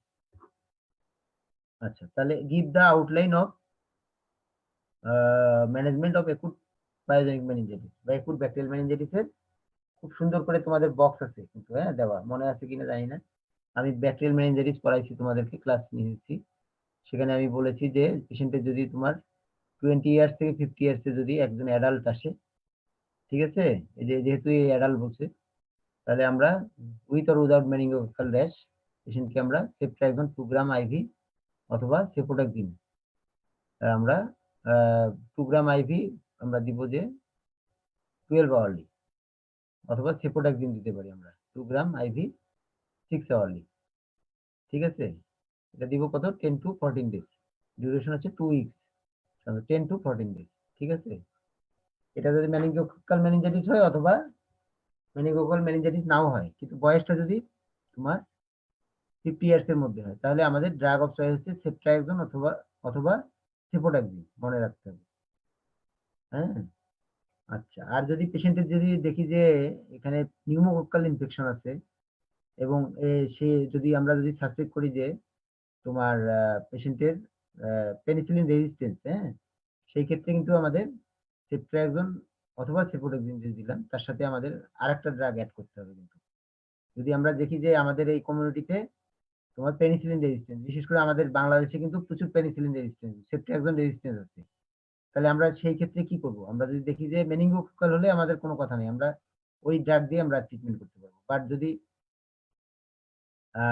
নিউমোকক্কাল হয় এবং আমরা যদি ডায়াগনোস করি যে হ্যাঁ এটা নিউমোকক্কাল মেনিনজাইটিস এবং এটা তোমার আমাদের দেশের কন্ডিশনে হয়ে গেছে পেশেন্টের, অথবা এর রেজিস্ট্যান্স থাকার সম্ভাবনা আছে, পেনিসিলিন রেজিস্ট্যান্স, সেই ক্ষেত্রে কিন্তু আমাদেরকে অবশ্যই তোমার কি করতে হবে যে পেশেন্টের এর সাথে ভ্যানকোমাইসিন যোগ করতে হবে। ঠিক আছে, সেফট্রাইকজন 2 গ্রাম আইভি 12 আওয়ারলি, এর সাথে আমরা ভ্যানকোমাইসিন আমরা যোগ করবো। হ্যাঁ, ভ্যানকোমাইসিন আমরা 1 গ্রাম আইভি 12 আওয়ারলি, এটা আমরা যোগ করে দিই। ঠিক আছে, আর পেশেন্টের বয়স যদি বেশি হয়, 50 এর পরে যদি আসে কোনো পেশেন্ট, অথবা পেশেন্ট যদি ইমিউনো কম্প্রোমাইজ হয়, যেমন ডায়াবেটিক পেশেন্ট বা যদি ক্যান্সারের পেশেন্ট, ঠিক আছে, ইমিউনো সাপ্রেসিভ থেরাপি পায়, এই ধরনের, হ্যাঁ, মানে যেটা লিস্টেরিয়া মনোসাইটোজেন দিয়ে হয়েছে মনে হয় আমাদের কাছে, যদি মনে হয়, হ্যাঁ, সেই ক্ষেত্রে কিন্তু ট্রিটমেন্টটা তোমার হবে আমাদের সেফট্রাইকজনের সাথে আর একটা ড্রাগ অ্যাড করতে হবে। সেটা হচ্ছে তোমার আইদার আমাদের ইয়ে করবো আমরা যে এর সাথে আমরা তোমার একটা অ্যাড করবো যে এমপিসিলিন। ঠিক আছে, এমপিসিলিন আমরা 2 গ্রাম আইভি 4 আওয়ারলি এটা যোগ করে দিব। হ্যাঁ, অথবা কোট্রাইমক্সিজোল, এটা আমরা যোগ করতে হবে, অ্যাড করতে হবে। ঠিক আছে, আর যদি পেশেন্টের দেখি যে আমরা পেশেন্টের যদি তোমার পেনিসিলিন অ্যানাফাইলাক্সিস থাকে, সেক্ষেত্রে তো আমরা সেফট্রাইকজন দিতে পারবো না, মানে বিটা ল্যাকটাম, পেনিসিলিন না, বিটা ল্যাকটাম যদি অ্যানাফাইলাক্সিস থাকে, হিস্ট্রি অফ বিটা ল্যাকটাম অ্যানাফাইলাক্সিস, সেই ক্ষেত্রে আমরা পেশেন্টকে আমরা ক্লোরামফেনিকল দিয়ে চিকিৎসা করতে পারি, অথবা আমরা ভ্যানকোমাইসিন দিয়ে চিকিৎসা করতে পারি। তাহলে হচ্ছে এইভাবে আমরা পাই। এটা সুন্দর একটা বক্স আছে, এটা তোমরা বারবার দেখে এটাকে তোমাদের রক্ত করতে হবে। পরীক্ষা থাকলে বিশেষ করে 50 ইয়ারে এটা থাকতে পারে পরীক্ষা। যাই হোক, 50 years old female present with headache, high grade fever, disorientation for 3 days, she has neck rigidity। আচ্ছা, এই যে দেখো ক্লাউডি অ্যাপিয়ারেন্স, ক্লাউডি হবে, হ্যাঁ, বা টার্বিড, সিএসএ, হ্যাঁ, গ্লুকোজ কমে গেছে 30, হ্যাঁ, অনেক কমে গেছে, প্রোটিন বেড়ে গেছে, নর্মালি আমাদের 15 to 45 বাড়ছে, হ্যাঁ, সেল কাউন্ট 1000 বেড়ে গেছে, সেল কাউন্ট নর্মালি কত, নর্মালি আমাদের 0 to 5, এবং যে 5টা থাকে সবগুলো কিন্তু লিম্ফোসাইট হতে হবে, কিন্তু এখানে 1000 এবং 90% lymphocyte. What is your diagnosis? Diagnosis হচ্ছে আমাদের এটা ফুড ব্যাকটেরিয়াল মেনিনজাইটিস অথবা পাইওজেনিক মেনিনজাইটিস। ঠিক আছে, what are the common organism causing? তোমরা তো এটা জানো কি কি অর্গানিজম দিয়ে হয়। এটা হচ্ছে তোমার একটা হচ্ছে নিউমোকক্কাল, হ্যাঁ, তার নিউমোকক্কাল দিয়ে হয়, মেনিঙ্গোকক্কাল, লিস্টেরিয়া মনোসাইটোজেন, ঠিক আছে, স্ট্রেপ্টোকক্কাল দিয়ে ইমিউনোকম্প্রোমাইজ পেশেন্ট হতে পারে। ঠিক আছে, বাচ্চাদের হয় এক্সট্রিম কেসে। ঠিক আছে, আমরা অর্গানিজম গুলো এর আগে আলোচনা করেছি। হাউ উইল ইউ ম্যানেজমেন্টও বলে দিলাম। ঠিক আছে। 20 years old man presented to hospital with fever, headache and vomiting next week. তাহলে এটাও গেল। 20 and history of 3 days symmetrical leg ulcer, এইটা একটা প্রশ্ন, নতুন প্রশ্ন।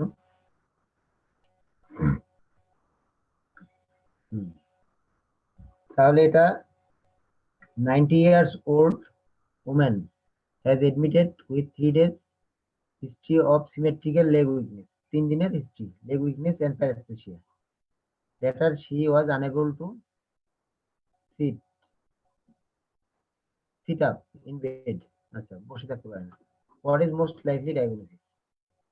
তাহলে একজন 29 ইয়ার্স এর পেশেন্টের 3 দিনের মধ্যে সে সিমেট্রিক্যাল লোয়ার লিম্ব উইকনেস, ঠিক আছে, এন্ড প্যারাস্থেসিয়া আছে লোয়ার লিম্ব। তার মানে এটা একুট প্যারাস্থেসিয়া মানে কি sensory symptom, weakness motor symptom. তাহলে সেন্সরি মোটর দুইটা সিম্পটম আছে এবং তার সাথে প্যারাপ্লেজিয়া, এবং এটা প্রোগ্রেস করছে, র্যাপিডলি প্রোগ্রেসিভ। তাহলে মোস্ট লাইকলি ডায়াগনোসিস হচ্ছে গুলেনবারি সিম্পটম, মানে acute motor, predominantly motor neuropathy, mild sensory impairment sign আছে বা সিম্পটমস আছে।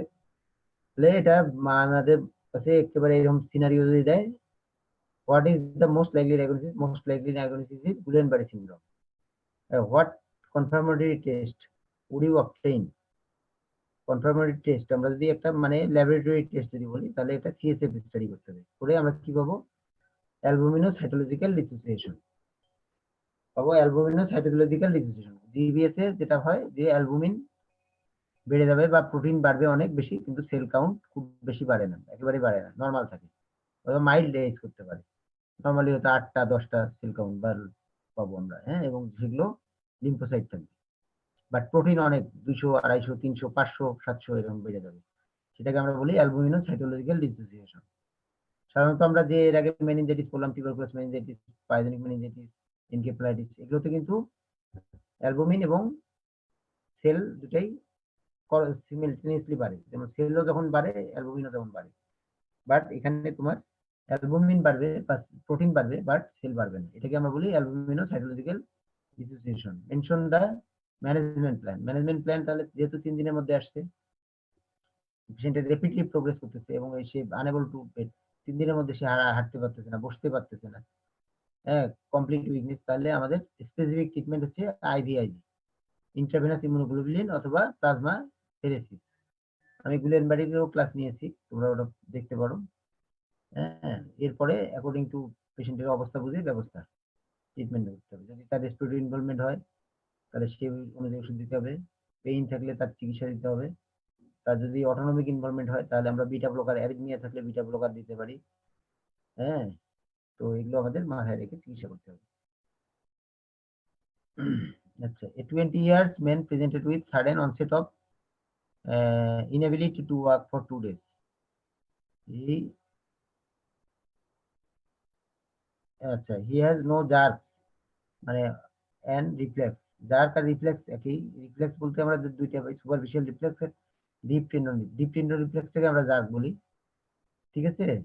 ইন দ্য লোয়ার লিম্বে তো আমাদের ডিপ টেন্ডন রিফ্লেক্স আছে, নি জার্ক আর অ্যাঙ্কেল জার্ক। হ্যাঁ, তাহলে এটাও এই একই same diagnosis Guillain Barre. What is এর diagnosis? Guillain Barre syndrome. What immediate investigation you will do?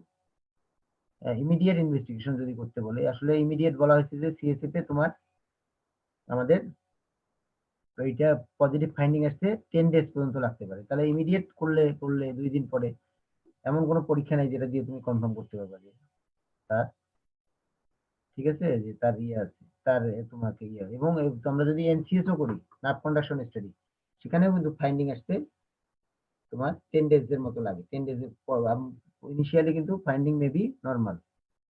যে প্রশ্নটা করছে তার আসলে এটা ব্যাপারে ক্লিয়ার ধারণা নেই, ঠিক আছে। প্রশ্ন করলে যে তার ধারণা থাকবে এমন কিন্তু কথা না, ঠিক আছে, কারণ এক একজনের জানার লিমিটেশন আছে। হুম, ঠিক আছে, যাই হোক, কিন্তু উত্তরটা তোমরা ওইভাবে দিবা, যেহেতু প্রশ্নের যেরকম দেখে সেভাবে, বিশেষ করে আন্ডার গ্রাজুয়েট লেভেলে তোমাদের উত্তর দিতে হবে ওইটাই, যে সিএসএফ স্টাডি।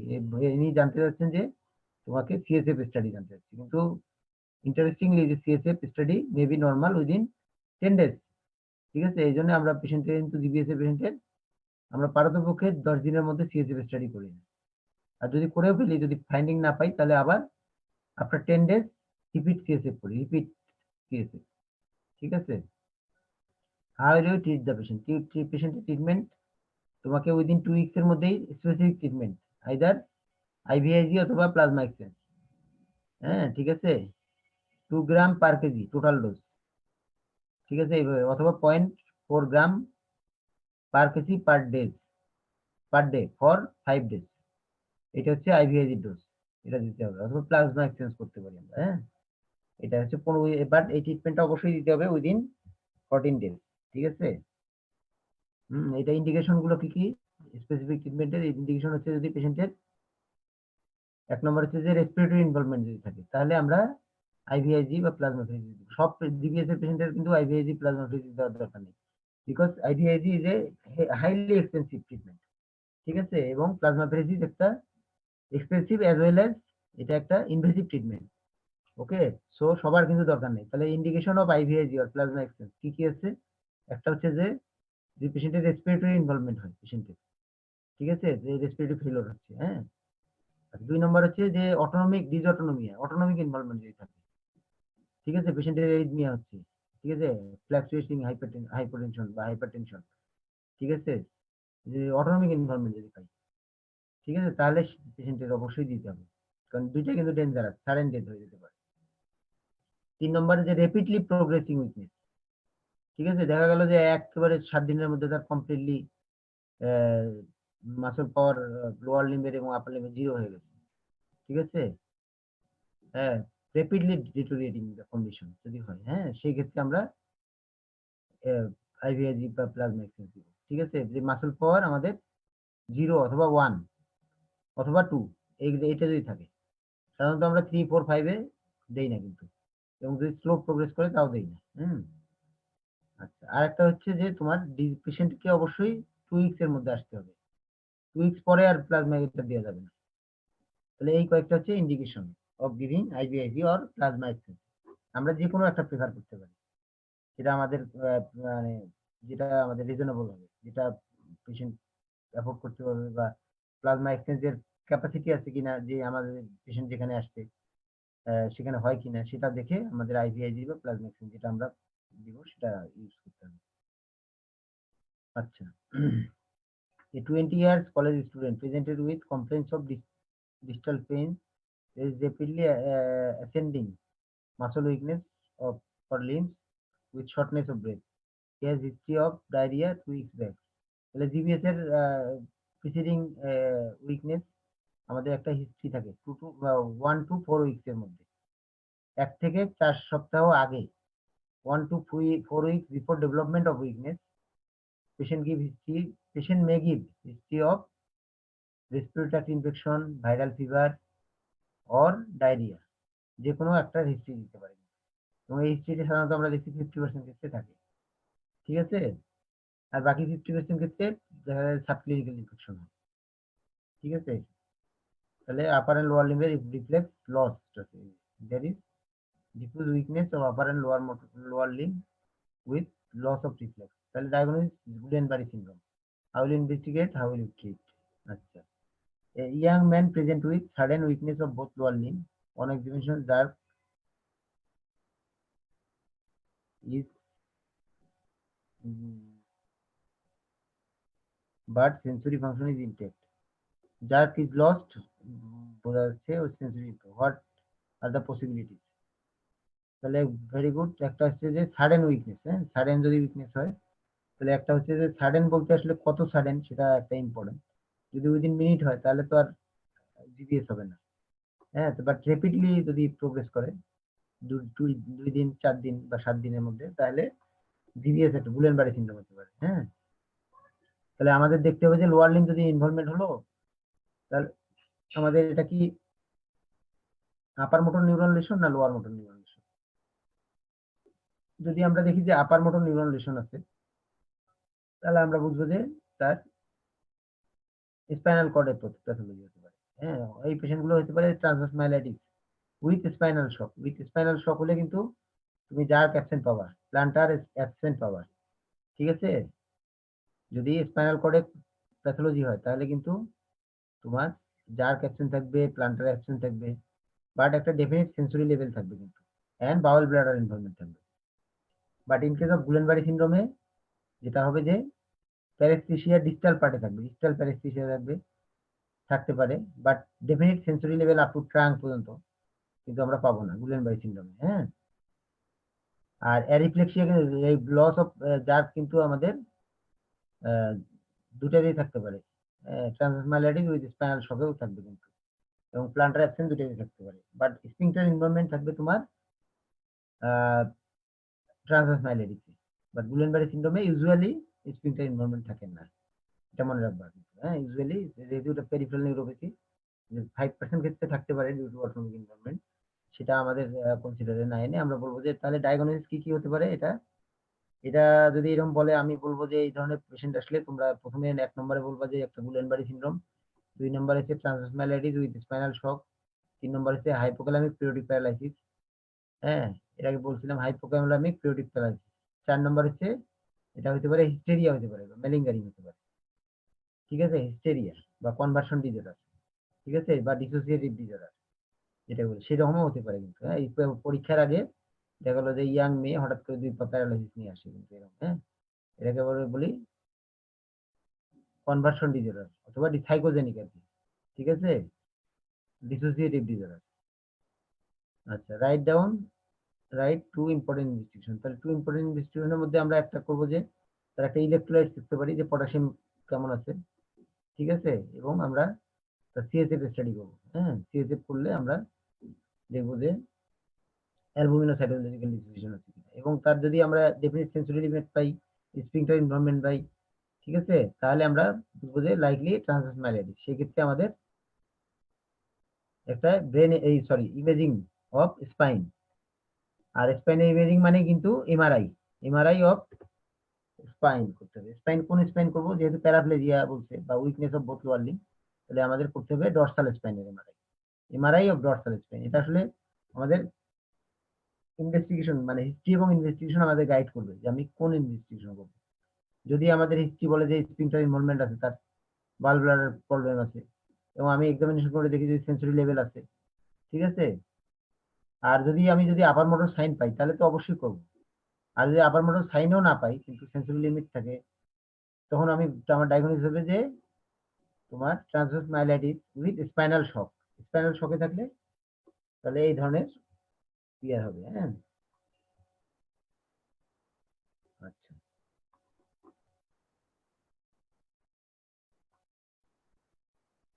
আচ্ছা, এবার হচ্ছে young patient with sudden onset of inability to work for 2 days, lower limb Jack absent, ওই একই কথা, এই প্রশ্নগুলো একই রকম। তো অনেক প্রশ্ন এক হয়ে গেছে, এগুলো পড়তে গেলে দেখা যায় যে এটাও একই প্রশ্ন। 20 ইয়ার্স 20 অ্যাসেন্ডিং টাইপ, এটাও একই প্রশ্ন। এই school going by hospital admit complain lower limb weakness, একই প্রশ্ন এটা। হ্যাঁ, এই চারটে একই প্রশ্ন। হুম, তাহলে এটা সেম প্রশ্ন, এটা তাহলে আচ্ছা, তাহলে এই প্রশ্নটা দেখো, a 30 years old male presented with weakness of both lower limb with sensory level। Sensory level কোথায়? ট্রাঙ্কে একটা সেন্সরি লেভেল আছে, সেটা ট্রাঙ্কের কততে, সেটা আমাদের এটা ডরসাল কত 10-এ আছে নাকি ডরসাল 8-এ আছে না ডরসাল 6। ডরসাল 10 মানে হচ্ছে তোমার আম্বিকাস, ঠিক আছে, ডরসাল 6 মানে হচ্ছে তোমার জিভি স্টার্নাম, ডরসাল 4 হচ্ছে নিপল, ঠিক আছে, নিপল লেভেল। এগুলো মনে রাখতে হবে কিন্তু। হ্যাঁ, ঠিক আছে, তাহলে আমরা কোথায় পাচ্ছি সেটা ইম্পর্টেন্ট, সেটা দেখতে হবে। তাহলে আমাদের হচ্ছে যে এটা মাইলোপ্যাথি, ঠিক আছে, মাইলোপ্যাথিটা হতে পারে কম্প্রেসিভ মাইলোপ্যাথি হতে পারে নন কম্প্রেসিভ মাইলোপ্যাথি হতে পারে। সেটা ডিপেন্ড করবে যে আমাদের কিভাবে প্রেজেন্ট করছে বা কি কি হিস্ট্রি আছে তার উপর। হুম, আচ্ছা, এটা কি পেশেন্ট রিভিল, আচ্ছা, he has suffered from, আচ্ছা, ও first history that she suffered from febrile illness 3 weeks back, 3 সপ্তাহ আগে তার একটা জ্বর হয়ে গেছে। তাহলে এটা পোস্ট ইনফেকশাস মাইলাইটিস মানে transverse myelitis, this is transverse myelitis, বুঝছো, বা স্পাইনাল এডেমা বলে এটাকে। স্পাইনাল এডেম বলা হয়, হ্যাঁ হতে পারে কিন্তু এটা স্পাইনাল এডেম অথবা ট্রান্সভার্স মাইলাইটিস। তোমরা বলবা যে একুট ট্রান্সভার্স মাইলাইটিস। ডায়াগনোসিস কি? Acute trans, what is the clinical diagnosis? এটা হচ্ছে একুট ট্রান্সভার্স মাইলাইটিস। কেন? এটা সেন্সরি, জিবিএস না কেন, সেন্সরি লেভেল আছে। জিবিএস এ কখনোই সেন্সরি লেভেল থাকবে না, ঠিক আছে? তাহলে এই ধরনের ট্রান্সভার্স মাইলাইটিস যদি হয়, একুট ট্রান্সভার্স মাইলাইটিস, এই পেশেন্ট গুলো যখন তোমার কাছে আসবে প্রথম সপ্তাহের মধ্যে বা দ্বিতীয় সপ্তাহে, সাধারণত সিভিয়ার যদি মাইলাইটিস হয়, বেশিরভাগ ক্ষেত্রে তাই নিয়ে আসে, মাসল পাওয়ার যখন জিরো হয়। সেই কন্ডিশনে কিন্তু আমাদের মনে রাখতে হবে যে তোমার পেশেন্টের কিন্তু স্পাইনাল শকে থাকে এই পেশেন্ট গুলো, হ্যাঁ। সেক্ষেত্রে তুমি যদি এক্সামিন করো পেশেন্টের, দেখবা যে টোন কম, বাল্ক নর্মাল থাকবে, টোন কমে যায়, ঠিক আছে? পাওয়ার তো জিরোই থাকবে, পাওয়ার কমে যাবে। তারপরে তুমি যদি জার্ক দেখি, জার্ক অ্যাবসেন্ট থাকবে, ঠিক আছে? প্লান্টার অ্যাবসেন্ট থাকবে, ঠিক আছে? হ্যাঁ, বাট তাহলে আপার কেন আপার মোটর মানে স্পাইনাল কর্ডের ইনভলভমেন্ট, মানে তোমার আপার মোটর নিউরন লেশন আছে, বাট কেন লোয়ার মোটর ফিচার পাচ্ছি? Because of spinal shock. Spinal শকের কারণে আমরা এই পেশেন্টের লোয়ার মোটর নিউরন লেশন পাবো। এই শকটা আস্তে আস্তে আস্তে আস্তে যখন রিকভারি 2-3 সপ্তাহ 4 সপ্তাহ পর যখন শক রিকভারি করবে, তখন আস্তে আস্তে আমরা লোয়ার লিম্বে আপার মোটর নিউরন লেশন পাবো। তখন দেখবো যে আস্তে আস্তে পেশেন্টের টোন ইনক্রিজ করতেছে, ঠিক আছে? তারপর জার গুলো এক্সাজারেট হবে, প্লান্টার এক্সটেনশন হবে, ঠিক আছে? ক্লোনাস চলে আসবে। তাহলে তখন আমরা আপার মোটর নিউরন সাইন পাবো, তখন শক থেকে রিকভার করার পর। কিন্তু শক থাকা অবস্থায় কিন্তু পেশেন্টের তোমার লোয়ার মোটর ফিচারের মতোই আমাদের জার্ক অ্যাবসেন্ট থাকবে, তারপরে প্লান্টার অ্যাবসেন্ট থাকবে, টোন কম থাকবে, হ্যাঁ এগুলো থাকবে, এগুলো আমরা পাবো কিন্তু স্পাইনাল শকে। তাহলে what is your clinical diagnosis? হচ্ছে একদম ক্লিন কাট, আমাদের ক্লিনিক্যাল ডায়াগনোসিস হচ্ছে ট্রান্সভার্স মাইলাইটিস। যেহেতু একটা হিস্ট্রি অফ ফেব্রাইল ইলনেস আছে, সাধারণত এগুলো প্যারা ইনফেকশন বা পোস্ট ইনফেকশন বলা হয়। মানে হয় কি, একটা ভাইরাল ইনফেকশনের অ্যান্টিবডি ডেভেলপ করে, এই অ্যান্টিবডি গুলো যে একটা ক্রস রিয়েক্ট করে স্পাইনাল কর্ডের যে আমাদের মাইলিন শীট আছে স্পাইনাল কর্ডের নিউরনের, সেই নিউরনের সাথে ক্রস রিয়েক্ট করে এটা হচ্ছে তোমার মাইলাইটিস করে, হ্যাঁ ট্রান্সভার্স মাইলাইটিস বলে এটা, ঠিক আছে? একুট ট্রান্সভার্স মাইলাইটিস, ঠিক আছে? তাহলে আমরা বলবো diagnosis acute transverse myelitis. Name to investigation with interpretation. Very good. একটা 1 নম্বর ইনভেস্টিগেশন হচ্ছে এমআরআই অফ, যেহেতু এখানে লোয়ার লিম্ব বলছে, যদি অল 4 লিম্বস বলতো তাহলে আমরা এমআরআই অফ সার্ভাইকাল স্পাইন করতাম। যেহেতু এখানে লোয়ার লিম্ব আছে, তাহলে এমআরআই অফ ডর্সাল স্পাইন। এখানে অবশ্যই এমআরআই অফ ডর্সাল স্পাইন করতে হবে। কেন? কারণ এখানে স্পাইনাল কর্ড ইনভলভমেন্ট আছে, সেঞ্চুরি লেভেল মানে স্পাইনাল কর্ড ইনভলভমেন্ট, ঠিক আছে? স্পাইনাল সেগমেন্ট ইনভলভমেন্ট আছে। তাহলে স্পাইনাল কর্ড শেষ হয় কোথায়? পাতলামার বাটিপ্রাতে, তাহলে ডর্সালের মধ্যেই থাকবে। আর যেহেতু লোয়ার লিম্ব ইনভলভমেন্ট আছে, তাহলে আমাদের আমরা নিশ্চিত করে বলতে পারি যে পেশেন্টের ডর্সাল স্পাইন ইনভলভমেন্ট, স্পাইনের যে স্পাইনাল কর্ড সেই জায়গায় ইনভলভমেন্ট আছে, সার্ভাইকাল স্পাইন না। সার্ভাইকাল স্পাইনের কর্ড যদি ইনভলভমেন্ট হতো, সার্ভাইকাল কর্ড, তাহলে আমাদের পেশেন্ট নিয়ে আসতো কি নিয়ে? তোমার কোয়াড্রিপ্লেজিয়া বা কোয়াড্রিপ্লেজিয়া, মানে উইকনেস অফ অল 4 লিম্বস হতো, হ্যাঁ। আচ্ছা, তাহলে আমার মতে এটা দুইটা ইনভেস্টিগেশনের মধ্যে একটা হচ্ছে একটা এমআরআই অফ ডর্সাল স্পাইন করলে আমরা দেখবো যে হাইপার ইন্টেন্স আমরা সিগন্যাল সেন্স পাবো ইন দা তোমার T2 এন্ড ফ্লেয়ারে। আর আরেকটা 2 নম্বর ইনভেস্টিগেশন করবো, একটা এমআরআই অফ ডর্সাল স্পাইন করবো, আর 2 নম্বরে করবো আমরা সিএসএফ স্টাডি। সিএসএফ করলে আমরা দেখবো যে পেশেন্টের প্রেশার ঠিক থাকবে, সিএসএফ এর কালার ঠিক থাকবে, সেল কাউন্ট কিন্তু বাড়বে এখানে, হ্যাঁ, এবং লিম্ফোসাইট প্রিডমিনেন্টলি ট্রান্সভার্স মাইলাইটিসে লিম্ফোসাইট কাউন্ট বাড়বে, প্রোটিন বাড়বে, ঠিক আছে? প্রোটিন বেশি থাকবে, হ্যাঁ প্রোটিন বাড়বে, হয়তো সেখানে 70, 80, 60 এরকম হবে, হ্যাঁ। আচ্ছা, তারপরে তোমার কালার কিন্তু ক্রিস্টাল ক্লিয়ার থাকবে। আচ্ছা, এখানে তুমি আমরা যদি অলিগোকোনাল ব্যান্ড দেখি, তাহলে অলিগোকোনাল ব্যান্ড পেতে পারি আমরা এই পেশেন্টে। যদিও অলিগোকোনাল ব্যান্ড বেশি কমনলি পাওয়া যায় মাল্টিপল স্ক্লেরোসিসে, কিন্তু আমরা এরকম ট্রান্সভার্স মাইলাইটিসে অলিগোকোনাল ব্যান্ড পাবো। বাট এখানে আমরা তোমার কোনো কালচার করে কোনো অর্গানিজম পাবো না, বা বিকজ এটা কোনো ইনফেক্টিভ ডিজিজ না, এটা হচ্ছে immune mediated inflammation of the spinal cord, ঠিক আছে? তো এই জন্য আমরা এখানে স্টেরাইল সিএসএফ পাবো, কোনো ইনফেকশনের ইয়ে পাবো না, বাট প্রোটিন বাড়বে ডিউ টু ইনফ্লামেশনের কারণে, ঠিক আছে? গ্লুকোজ তোমার নর্মাল থাকবে, প্রোটিন বাড়বে, সেল কাউন্ট বাড়বে, প্রোটিন বাড়বে, হ্যাঁ। সেল কাউন্টের মধ্যে প্রিডমিনেন্টলি লিম্ফোসাইট বাড়ে কিন্তু, মনে রাখবে। ঠিক আছে, এবং এখানে মাইল্ড সেল বাড়ে, খুব বেশি না, 50, 60, 100 এরকম, বা 40, 30, হ্যাঁ। আর প্রোটিন বাড়বে, প্রোটিনটা হয়তো 100, 70, 80, ম্যাক্সিমাম অ্যারাউন্ড 100 মতো বাড়ে। আচ্ছা, তাহলে how will you treat the patient? Treatment কি? পেশেন্টের ট্রিটমেন্ট হচ্ছে তোমার হাই ডোজ মিথাইল পেনিসিলিন, ঠিক আছে, high dose methyl penicillin followed by oral penicillin. High dose methyl penicillin মানে আমরা 1 to 2 গ্রাম, ঠিক আছে। সাধারণত আমরা যেটা আমাদের বাংলাদেশের মানুষের তো ওয়েট কম, আমরা 1 গ্রামটাই ইউজ করি বেশি, 1 গ্রাম পার ডে ফর 5 days, ঠিক আছে। আইভি মিথাইল পেনিসিলিন 1 গ্রাম আমরা daily for 5 days, followed by oral penicillin 1 milligram per KG body weight করে এনাদার আমরা ধরো যে 3 to 6 উইকস আমরা দিই, হ্যাঁ। 3 উইকস দিয়ে তারপরে ট্যাপার করে হয়তো 6 উইকস পর্যন্ত দিতে পারি, ঠিক আছে। এবং প্রগনোসিস কিন্তু খুব ভালো এই পেশেন্টের, যদি খুব সিভিয়ার মাইলাইটিস না হয়, হ্যাঁ, পেশেন্ট কিন্তু দেখা যায় যে উইদিন 2 months বা 3 months আমরা পেশেন্টের ইমপ্রুভমেন্ট পাই। এছাড়া আমরা ফিজিওথেরাপি করবো পেশেন্টের, ঠিক আছে, এবং তার জেনারেল ম্যানেজমেন্ট মানে তাকে ধরো যে অ্যাসিস্ট করা, পেশেন্ট যখন হাঁটতে পারবে না, ঠিক আছে, হুইল চেয়ারে ইয়ে করা, ফিজিওথেরাপি, অকুপেশনাল থেরাপি এটা লাগবে, নার্সিং, ঠিক আছে, এগুলো কিন্তু খুব ইম্পর্টেন্ট। এবং পেশেন্টের যদি উইকনেস থাকে লিম্বে, এবং পেশেন্টের যদি আমরা লিম্ব উইক থাকে, তাহলে কিন্তু পেশেন্টের ডিভিটি হতে পারে, হ্যাঁ। তো এই ধরনের সাসপেক্টেড পেশেন্ট যদি ওল্ড এজ হয় পেশেন্টের, বা ডিভিটির চান্স থাকে, সেই ক্ষেত্রে আমাদের কিন্তু আমরা অথবা রুটিনলি আমরা প্রোফাইলেকটিক ডোজে হেপারিন ইউজ করতে পারি এই পেশেন্টের। মানে জিবিএস এর পেশেন্ট হোক, ট্রান্সমিশনাল পেশেন্ট হোক, যে কোনো পেশেন্ট যাদের লিম্ব উইকনেস থাকে, হ্যাঁ, তাহলে এই ক্ষেত্রে ডিভিটি হতে পারে, কিন্তু চান্স অফ ডিভিটি ইজ মোর, হ্যাঁ।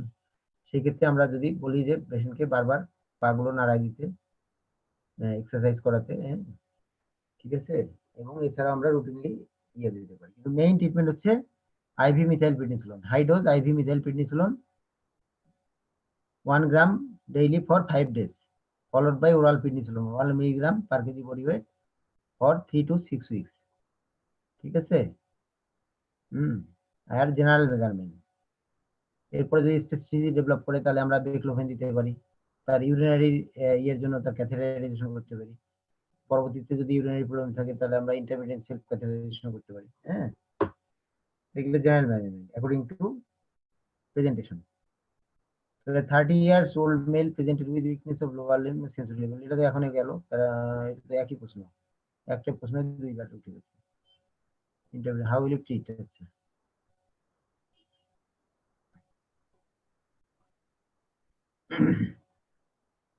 আচ্ছা, এবার আসবো এবার নতুন একটা কোশ্চেন।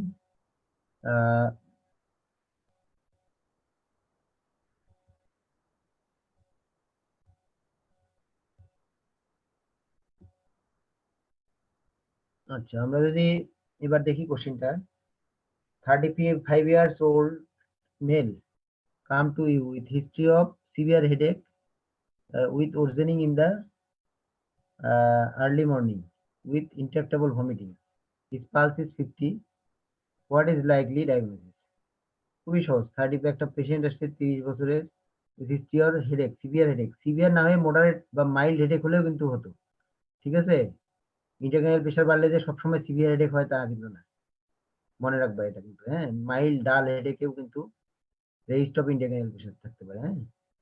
বাট এখানে ওরজেনিং এট মর্নিং, এটা খুব একটা ক্লু, ক্লিনিক্যাল ক্লু একটা, হ্যাঁ। যে পেশেন্ট যদি এসে বলে যে আমার মর্নিং এ মাথা ব্যথা করে সকালবেলা, এবং মর্নিং ভমিটিং, প্রজেক্টাইল ভমিটিং এট মর্নিং, কোনো কারণ ছাড়াই দেখা গেল সকালবেলা বমি করতেছে, ঠিক আছে, তাহলে ডায়াগনোসিস কিন্তু একটাই diagnosis, intracranial space occupying lesion, intracranial space occupying lesion due to raised intracranial pressure. এটা headache due to raised intracranial pressure, headache due to raised intracranial প্রেশারের কিছু ক্লিনিক্যাল ক্লু আছে। একটা হচ্ছে যে পেশেন্টের হেডেক সিভিয়ার হতে হবে এমন না, যে কোনো টাইপের হেডেক হতে পারে, মাইল্ড মডারেট।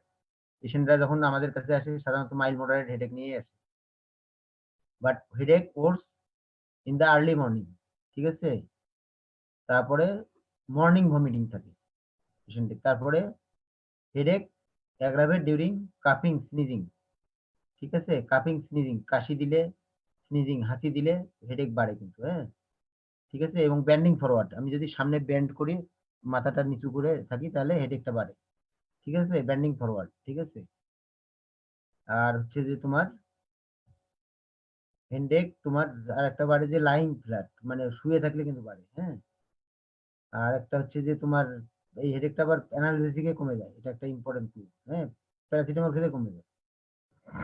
আচ্ছা, তাহলে এগুলো তোমার features of raised intercranial pressure. তাহলে ফিচার্স রেইজড ইন্টারক্রেনিয়াল প্রেশার বাড়ার কারণ কি? এক নম্বর হচ্ছে ইন্টারক্রেনিয়াল স্পেসোকুইংলেশন, দুই নম্বর হচ্ছে আমরা একটু পরে বলবো এখন কি কি হতে পারে। আচ্ছা, তাহলে his pulse is 50 per minute.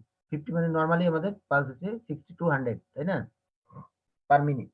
তো 50 যেহেতু ব্র্যাডিকেডিয়া, ব্র্যাডিকেডিয়া হয় কিসে? ইন্টারক্রেনিয়াল প্রেশার বাড়লে, তাই না, পালস কমে যায়, ব্র্যাডিকেডিয়া হয়, ব্লাড প্রেশার বাড়ে। এগুলো feature of raised intercranial pressure, ঠিক আছে। What is likely diagnosis?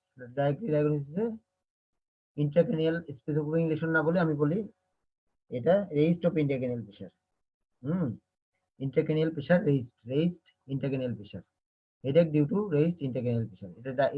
এটার অ্যান্সার হবে যে what is likely diagnosis? Likely diagnosis is headache due to raised intercranial pressure. তো write four possible cause, write four possible cause, four possible কজের মধ্যে একটা বলবো যে আমি ইন্ট্রাক্রেনিয়াল স্পেসোকুইংলেশন হতে পারে, ইন্ট্রাক্রেনিয়াল স্পেসোকুইংলেশন।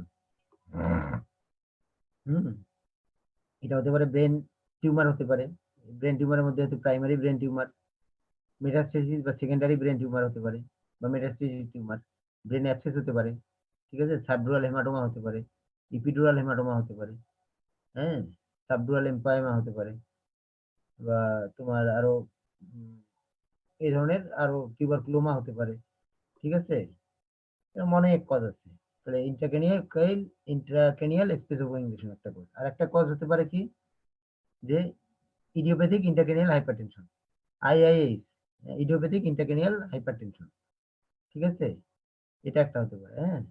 আর 3 নম্বর হতে পারে সেরিব্রাল ভেনাস সাইনাস থ্রোম্বোসিস, ঠিক আছে, সেরিব্রাল ভেনাস সাইনাস থ্রোম্বোসিস। এখানে আসলে 3টা কজই আসবে, কিন্তু এখানে রাইট ডাউন পসিবল কজ আমি বুঝতে পারছি, এটা ইনি এনার এনার এখানে বলতে চাচ্ছে যে ইনি, তোমরা বলবা যে ডায়াগনোসিস বলবা যে এখানে ইন্ট্রাক্রেনিয়াল স্পেসোকুইংলেশন, ওনারা পরে পরের দুইটা আর এখানে মাথায় আনেনি, ঠিক আছে, যে প্রশ্ন করছে তার মাথায় যে আরো কিছু স্পেসিফিকেশন ছাড়াও পেশেন্ট এরকম প্রেজেন্ট করতে পারে, সেটা আর মাথায় নেই, হ্যাঁ। তাহলে তোমাদের এখানে বলতে হবে ইন্ট্রাক্রেনিয়াল স্পেস অকুপাইং লেশন, ঠিক আছে। এবং এর মধ্যে ওই যে ওগুলো ব্রেন টিউমার হতে পারে, অ্যাবসেস হতে পারে, টিউবারকুলোমা হতে পারে, সাবডুরাল হেমাটোমা হতে পারে, হ্যাঁ। তো এইগুলো হচ্ছে তোমার write down the possible treatment. Possible treatment হচ্ছে ইন্ট্রাক্রেনিয়াল স্পেস অকুপাইং লেশনের, পসিবল লেশন বা রেইজড ইন্ট্রাক্রেনিয়াল প্রেশারের আমাদের ট্রিটমেন্ট যেটা, হুম, আমাদের ট্রিটমেন্ট একটা হচ্ছে, মেইন ট্রিটমেন্ট হচ্ছে treatment of specific cause, aetiology, সেটা কি কারণে হলো, সেটা কি আইএস এর কারণে, তাহলে আইএস এর কারণে হলে আইএস এর ট্রিটমেন্ট দিতে হবে। ব্রেন টিউমার হলে টিউমার সার্জারি, ব্রেন অ্যাক্সেস হলে সার্জারি প্লাস, যদি ছোট অ্যাক্সেস হয় তাহলে মেডিকেল ট্রিটমেন্ট, হ্যাঁ। আর না হলে তোমার, হ্যাঁ, তার সাথে surgery, medical treatment plus surgery যদি বড় অ্যাক্সেস হয়, ঠিক আছে, সেটা ডিপেন্ড আপন দা তোমার ইটিওলজি কি কারণে হচ্ছে। এরপর আসি আমরা a 32 years is a 32 years is male complain of severe headache, worse in the morning, associated with intractable vomiting. আচ্ছা, his pulse 50, endoscopic show papilloma. What is your diagnosis? Diagnosis headache due to raised intracranial pressure. Mention the possible causes. ওই একই কথা, right down the principal of treatment. তাহলে একটা ইয়ে আছে, box আছে, how will you treat a patient presenting with raised intracranial pressure? যদি intracranial pressure বাড়ে তাহলে আমরা কিভাবে ট্রিটমেন্ট করতে পারি, হ্যাঁ। এটা কিন্তু সুন্দর করে ডেভিডসনে একটা বক্স আছে, ঠিক আছে, আমি অনেক আগে পড়েছিলাম, সেখানে পেশেন্টের প্রপ আপ পজিশন আছে, পেশেন্টকে 45 ডিগ্রি অ্যাঙ্গেল করে রাখতে হবে, আপার পার্টটাকে প্রপ আপ করে রাখতে হবে, ঠিক আছে, তারপর হাইপার ভেন্টিলেশন, পেশেন্টকে হাইপার ভেন্টিলেশন করতে হবে, করলে তোমার কিন্তু ইয়ে কমে যায়, তার ইন্টারক্যানাল প্রেশার। হ্যাঁ, এছাড়া আমরা পেশেন্টকে ম্যানিসোল দিতে পারি, ঠিক আছে, ম্যানিসোল ইন্টারক্যানাল প্রেশার কমার জন্য ম্যানিসোল। হ্যাঁ, তারপর ডেক্সামেথাসোন আমরা ইউজ করি, বিশেষ করে ভেসোজেনিক ইডিমা যদি থাকে ব্রেনে, যে টিউমারের কারণে যদি ইয়ে হয়, তাহলে আমরা ডেক্সামেথাসোন, ঠিক আছে, স্টেরয়েড ডেক্সামেথাসোন আমরা ইউজ করি, ঠিক আছে। এছাড়া এসিটাজোলামাইড, ইন কেস অফ আইআইএস এ আমরা এসিটাজোলামাইড ইউজ করতে পারি। কিন্তু এসিটাজোলামাইড একটা ডায়াবেটিক, এটা কিন্তু ইন্টারক্যানাল প্রেশার কমানোর জন্য ইউজ করা হয়, মনে রাখবা, ঠিক আছে। এছাড়া যদি ব্রেনে যদি টিউমার হয়, সেটা তো সার্জারি করতে হবে। অনেক সময় বড় বড় হেমিক্রেনিওটমি করা হয়, ইন্টারক্যানাল প্রেশার বেড়ে গেলে হেমিক্রেনিওটমি। হেমিক্রেনিওটমি মানে হচ্ছে যে ব্রেনের তোমার এই বোনসকে, একদিকের বোনসকে হেমিক্রেনিওটমি, বোনসকে খুলে তারপরে ডুরাটাকে স্প্লিট করে 3 সপ্তাহের মধ্যে রেখে দিই। তারপর ব্রেনের ইডিমা কমে গেলে, ইন্টারক্যানাল প্রেশার বেড়ে গেলে, এবং তার কি কারণে তার প্রাইমারি ট্রিটমেন্ট যদি দেওয়ার পরে আবার এটাকে তোমার রিকনস্ট্রাকশন করে দেওয়া হয়, এটাকে বলা হয় হেমিক্রেনিওটমি, ঠিক আছে। তো তোমরা ওই বক্সটা দেখে নিও কিভাবে ট্রিটমেন্ট আছে। আচ্ছা, 20 years female admitted with complaint of severe headache worse in the morning associated with vomiting exaggerated by cough, coughing, sneezing, হ্যাঁ, বাস এটাও এই feature raised intercranial plantar bilateral plantar extensor papilledema present. What is a possible diagnosis? Possible diagnosis হচ্ছে তোমার intracranial space opening lesion.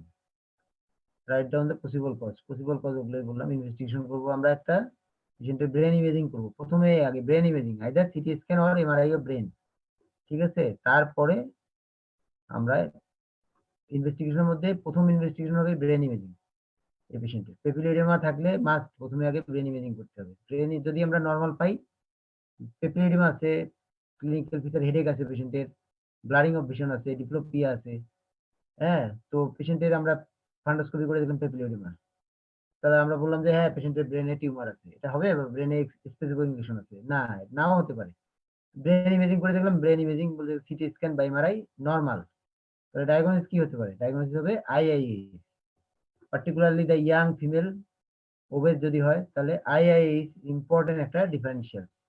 যদি দেখি যে imaging normal, হ্যাঁ, সিটি স্ক্যান বা এমআরআই নরমাল, তাহলে আমাদের ডায়াগনোসিস হবে আইআইএস অথবা সেরিব্রাল ভেনাস সাইনাস থ্রোম্বোসিস। আর একটা ডিডি আসবে, সেরিব্রাল ভেনাস সাইনাস থ্রোম্বোসিস। ওকে, তো সেরিব্রাল ভেনাস সাইনাস থ্রোম্বোসিস হতে পারে, সেক্ষেত্রে আমাদের ভেনাস সাইনাস দেখার জন্য আমাদের এমআরভি করতে হবে, magnetic resonance venography of brain.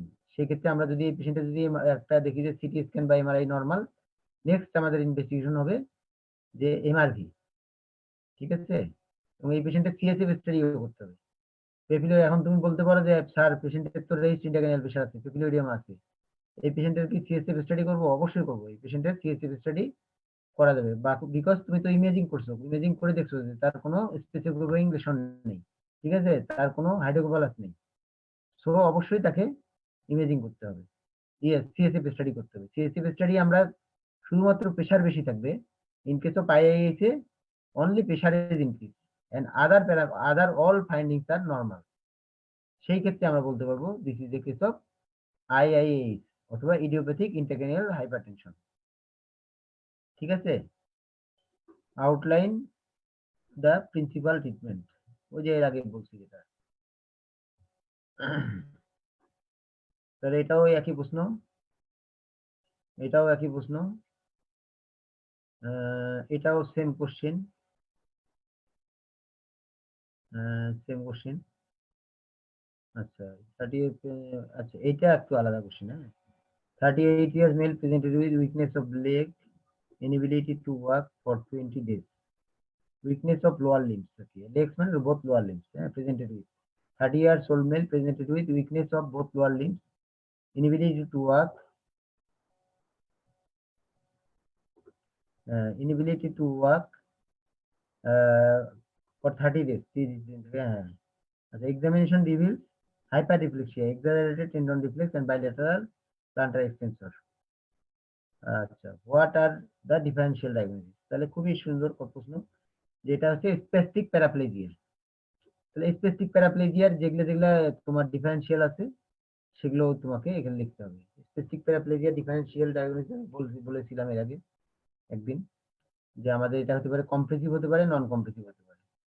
ঠিক আছে, যদি প্রোগ্রেসিভ হয় লাইকলি কম্প্রেসিভ হওয়ার কথা, হতে পারে নন কম্প্রেসিভ হতে পারে। 20 ডেজের মধ্যে হলে যেটা হতে পারে আমাদের, যেমন কম্প্রেসিভ যদি হয়, হ্যাঁ, একটা হতে পারে ভার্টিব্রালের মধ্যে হতে পারে পটস ইনফেকশন হতে পারে, পটস ডিজিজ হতে পারে, হ্যাঁ, টিউমার হতে পারে।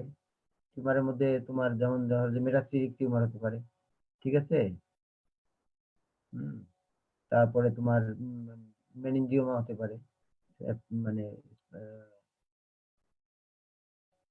তারপর হতে পারে তোমার এপিন্ডাইমোমা হতে পারে। হুম। তাহলে এই জিনিসগুলো, মাল্টিপল মায়োলোমা অনেক সময় হয় ওল্ড এজে। মাল্টিপল মায়োলোমাতে এরকম মানে বডি ফ্র্যাকচার থাকে।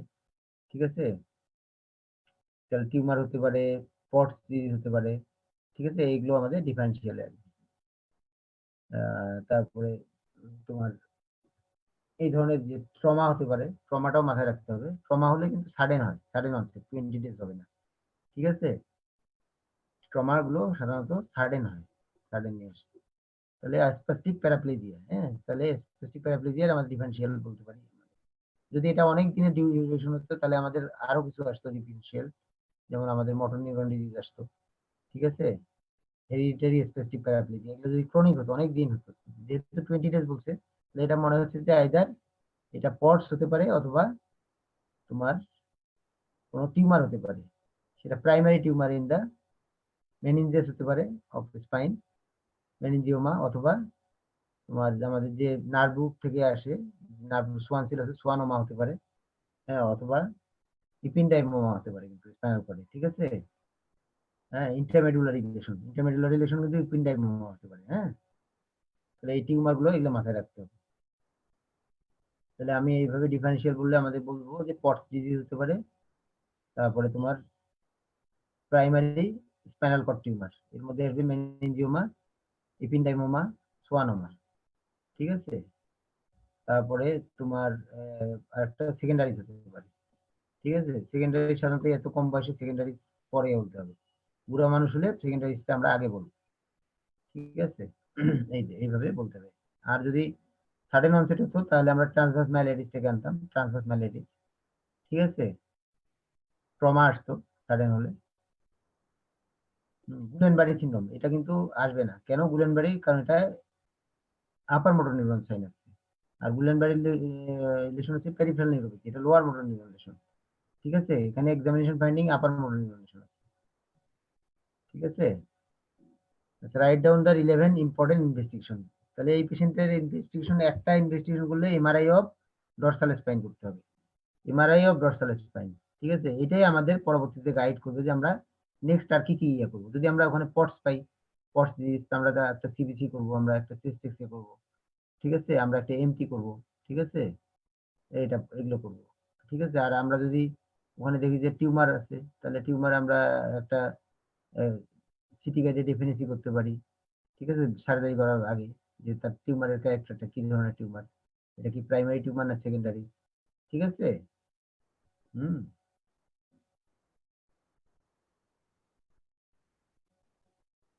আচ্ছা।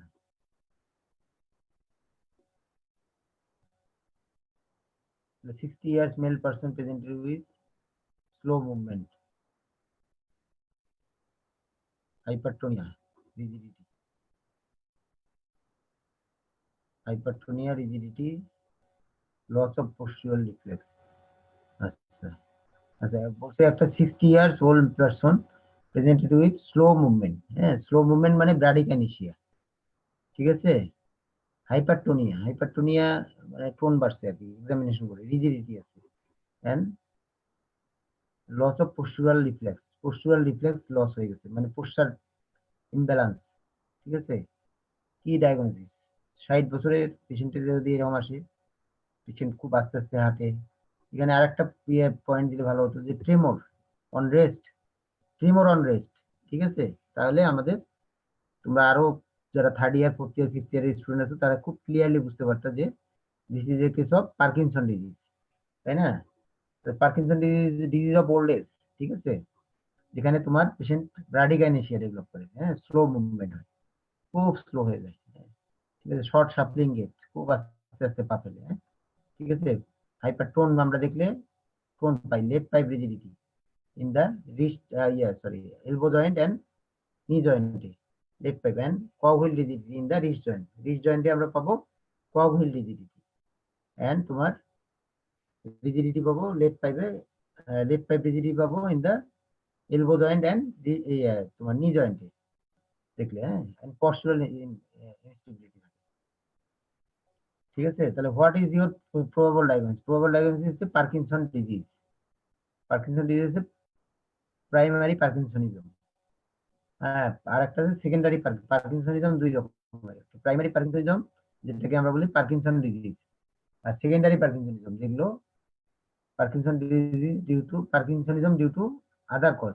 আদার কজ মানে ড্রাগ দিয়ে হতে পারে, মেটাবলিক কারণে হতে পারে, ঠিক আছে, আরো অনেকগুলো কারণ আছে, সেগুলো আমরা পরে বলবো, ডিজেনারেটিভ কজ আছে। আচ্ছা, what right the pathophysiology of this condition? Pathophysiology হচ্ছে কি হয়, progressive loss of dopamine release neuron in the substantia nigra, ঠিক আছে। মেইন প্যাথোফিজিওলজি হচ্ছে progressive loss of dopamine release neuron in the substantia nigra in mid ব্রেনে যে সাবস্টেন্সিয়া Niagara থাকে, তোমরা যে মিড ব্রেনের ইয়ে পড়ছো অ্যানাটমিতে, মানে দেখবে সাবস্টেন্সিয়া নাইগ্রা থাকে, ওটা ব্ল্যাক, হ্যাঁ, পিগমেন্টেড, পিগমেন্ট, এগুলো ডোপামিন রিচ থাকে, প্রচুর ডোপামিন থাকে, হ্যাঁ। এই নিউরন গুলো যখন ডিজেনারেশন হয়ে যায়, লস হয়, তখন এই কন্ডিশনটা ডেভেলপ করে Parkinson disease. Name the drug use in the condition. কি ড্রাগ আমরা ইউজ করি, এটা আমরা পার্কিনসন ডিজিজের, আশা করি আমরা একটা ক্লাস যদি নিতে পারি তাহলে আমি আলোচনা করব। পার্কিনসন ডিজিজের সুন্দর করে ইয়ে করতে হবে, তো আমরা পার্কিনসন ডিজিজে যেটা করি যে লিভোডোপা ইউজ করি আমরা, ঠিক আছে। লিভোডোপাটা যেহেতু তোমার ইয়ে করে, মানে ব্লাড ব্রেন ব্যারিয়ার ইয়ে করতে পারে না, সেই জন্য, বা মেটাবলিজম হয়, সেই জন্য আমরা এর সাথে কার্বিডোপা ইউজ করি, লিভোডোপা প্লাস কার্বিডোপা, হ্যাঁ। তাহলে একটা লিভোডোপা আমরা করি, তারপর ডোপামিন অ্যাগনিস্ট করি, তারপরে আমরা অ্যান্টিভাইরাল একটা ড্রাগ অ্যামান্টাডিন, হ্যাঁ, অ্যামান্টাডিন অ্যান্টিভাইরাল ড্রাগ, এটা ইউজ করি, ঠিক আছে। অ্যান্টিকুলার, অনেক সময় ট্রেমর প্রিডোমিনেন্ট হলে অ্যান্টিকুলারিক ড্রাগ ইউজ করি, হ্যাঁ। তারপরে আমরা মাও বি ইনহিবিটর, যেমন রাসাজেলিন, স্যালাজেলিন, এগুলো ইউজ করি, হ্যাঁ, ঠিক আছে। ডোপামিনের মধ্যে আমরা করি রোপিনিরল, প্রামিপেক্সল, ঠিক আছে। এগুলো ধাপে ধাপে পড়তে হবে। আর আমরা তোমার কমটি ইনহিবিটর, ঠিক আছে, এন্টাকাপন, টেলকাপন, এগুলো আমরা ইউজ করি। এই ড্রাগগুলো আমাদের দেশে অ্যাভেলেবল, আমরা সবগুলোই ইউজ করি, কিন্তু কিন্তু কোন পেশেন্টের কখন ইউজ করতে হবে সেটা কিন্তু জানা, খুব ভালো করে এটা আমাদের ওরিয়েন্টেড হয়ে তারপরে ইউজ করতে হবে। পার্কিনসন ডিজিজ ম্যানেজমেন্ট আসলে খুবই ডিফিকাল্ট, হ্যাঁ, এবং খুবই স্কিলনেস লাগে। স্কিল না হলে পার্কিনসন ডিজিজের ম্যানেজমেন্ট করা খুব কঠিন। কখন তুমি অ্যান্টিকোনার্জিক দিবা, কোন বয়সের পেশেন্টকে লিভোডোপা দিবা, কখন লাগবে লিভোডোপা, কখন ডোজ ডোপামিন অ্যাগনিস্ট দিব না, কখন আমরা পেশেন্টকে অ্যামান্টাডিন দিব, ঠিক আছে, কখন আমরা এন্টাকাপন যোগ করব, হ্যাঁ। তো এগুলো আমাদের জানতে হবে। আচ্ছা, a man 60 years old complain of wrist tremor in his hand, right? What are the other features that suggest Parkinsonism? তাহলে এগুলো কি কি থাকবে পার্কিনসনিজমের? যে আমাদের টেট্রাড আছে, টেট্রাড বলে এটাকে, হ্যাঁ, tetrad, tremor, rigidity, bradykinesia and postural instability. তাহলে এই চারটা আমাদের টেট্রাড বলা হয়, হ্যাঁ। একটা হচ্ছে রেস্ট ট্রেমর থাকবে, ঠিক আছে, ব্র্যাডিকাইনেসিয়া। 3 নম্বর হচ্ছে রিজিডিটি, পেশেন্টের রিজিডিটি পাবো আমরা এক্সামিনেশন করে, cog wheel rigidity and lead pipe rigidity and postural instability, অথবা লস অফ পোস্টুরাল রিফ্লেক্স, যেটাকে বলতে পোস্টুরাল ইনস্টেবিলিটি, হ্যাঁ। What are the cause of parkinsonism? পার্কিনসনিজমের কজ কি, কি কি কারণে পার্কিনসনিজম হয়? পার্কিনসনিজম, আমাদের একটা পার্কিনসনিজম, প্রাইমারি পার্কিনসনিজম, যেটাকে আমরা বলি idiopathic Parkinson disease, idiopathic parkinsonism অথবা পার্কিনসন ডিজিজ। সেটা তো আমি বললাম যে এটা আসলে ইডিওপ্যাথিক, কি কারণে ডোপামিন কন্টেনিং যে নিউরন গুলো লস হয়, এটা তো আমরা ইডিওপ্যাথিক কারণ, কিছু কিছু আছে জেনেটিক বলা, মানে কিছু কিছু আমরা, মানে হাইপোথিসিস আছে যে বলা হয় যে কিছু টক্সিন, কিছু কখনো জেনেটিক, কিন্তু আসলে exact cause is not known. হ্যাঁ, সো এই জন্য এটার আর একটা নাম হচ্ছে ইডিওপ্যাথিক পার্কিনসনিজম বা পার্কিনসন ডিজিজ, প্রাইমারিটা। আর পার্কিনসনিজম সেকেন্ডারি, সেকেন্ডারির মধ্যে আছে অনেকগুলো আছে। এর মধ্যে আছে যে সেকেন্ডারির মধ্যে ড্রাগ, অ্যান্টিসাইকোটিক ড্রাগ। হ্যাঁ, তারপরে হতে পারে পোস্ট এনকেফালাইটিস হতে পারে। হ্যাঁ, তারপরে হতে পারে তোমার উইলসন ডিজিজ, আমাদের পার্কিনসনিজমের ক্ষেত্রে নিয়ে আসে। ঠিক আছে? হ্যাঁ, তারপরে তোমার আরো কিছু পার্কিনসন প্লাস আছে। ঠিক আছে? যেমন তোমার যে মাল্টি সিস্টেম অ্যাট্রোফি, প্রোগ্রেসিভ সুপ্রানিউক্লিয়ার এপিlepsy, হ্যাঁ, এগুলোতে পার্কিনসনিজমের ফিচার আছে, but this is not Parkinson disease. হ্যাঁ, তারপর এনপিএইচ, নরমাল প্রেশার হাইড্রোকেফালাস। ঠিক আছে? এই ধরনের কজগুলো পার্কিনসনিজম করে। তোমাদের বইয়েও আছে, দেখবা লেখা আছে, mention the drug use to treat parkinsonism. Mention the drug use to treat parkinsonism. তাহলে একটু আগে আমি বলে দিচ্ছি। 70 years old male presented with apathic look, expressionless face, drooling of saliva. What is likely diagnosis? Likely diagnosis Parkinsonism. হ্যাঁ, পার্কিনসনিজমে expression look face থাকে, হ্যাঁ, অ্যাপেথিক look, expressionless face, স্লাইভা ড্রোলিং হয়, হতে পারে। ঠিক আছে? তাহলে ডায়াগনোসিস হচ্ছে পার্কিনসনিজম। তুমি এই কথা বলতে পারো, পার্কিনসন ডিজিজ না বলে পার্কিনসনিজম বলতে পারো। ঠিক আছে? Parkinson disease. What are the diagnostic triad of this disease? Triad বা টেট্রাড বলে। ট্রায়াড যদি বলে তাহলে তুমি তিনটা বলবা: tremor, rest tremor, rigidity and bradykinesia. ঠিক আছে? আর একটা পোস্টুরাল ইনস্টিবিলিটি। হ্যাঁ, এই চারটা। আচ্ছা, name 4 drug to treat the disease. তাহলে লিভোডোপা, ডোপামিন অ্যাগনিস্ট। ঠিক আছে? তারপরে তোমার কম্প ইনহিবিটর, এন্টাকাপন, ট্রেলকাপন। ঠিক আছে? অ্যামান্টাডিন। ঠিক আছে? অ্যান্টিকোলিনার্জিক, ট্রাইহেক্সিফেনিডিন। তো আমরা এগুলো বলতে পারি, তাই না? তারপর মাওবি ইনহিবিটর। ঠিক আছে? রাস্তাজিলিন, সেলাজিলিন।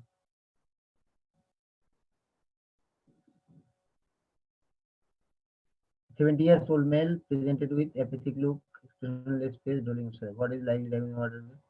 আচ্ছা, একই প্রশ্ন। আচ্ছা, কি বলছে? Drug that might cause the disease. তাহলে পার্কিনসনিজম যদি হয়, what are the drug causes? Drug আসলে অ্যান্টিসাইকোটিক ড্রাগ। যে ড্রাগগুলো অ্যান্টিসাইকোটিক ড্রাগ, অনেক সময় অ্যান্টি ডিপ্রেসেন্ট কিছু করতে পারে লং টার্ম খেলে, বুঝছো? কিন্তু antipsychotic drug, particularly the typical antipsychotic যেগুলো বা ওল্ড অ্যান্টিসাইকোটিক ড্রাগ, হ্যাঁ, যেমন ক্লোপ্রোমাজিন, হ্যালোপেরিডল, ফেনোথায়াজিন, এগুলো আমাদের এই ড্রাগগুলো। ঠিক আছে?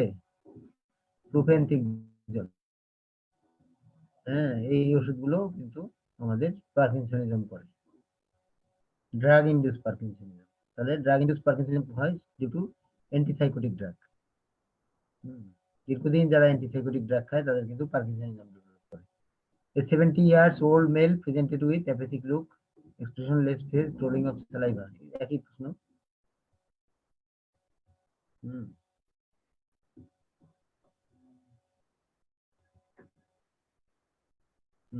আজকে কতক্ষণ হলো?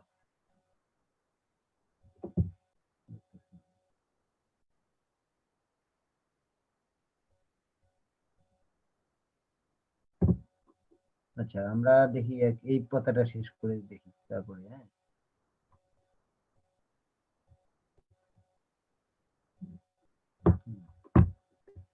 তাহলে এরপরে a 25 years old male presented with uh, a 25 years old with what are the possibilities? A 25 years old male presented with weakness of both lower limb for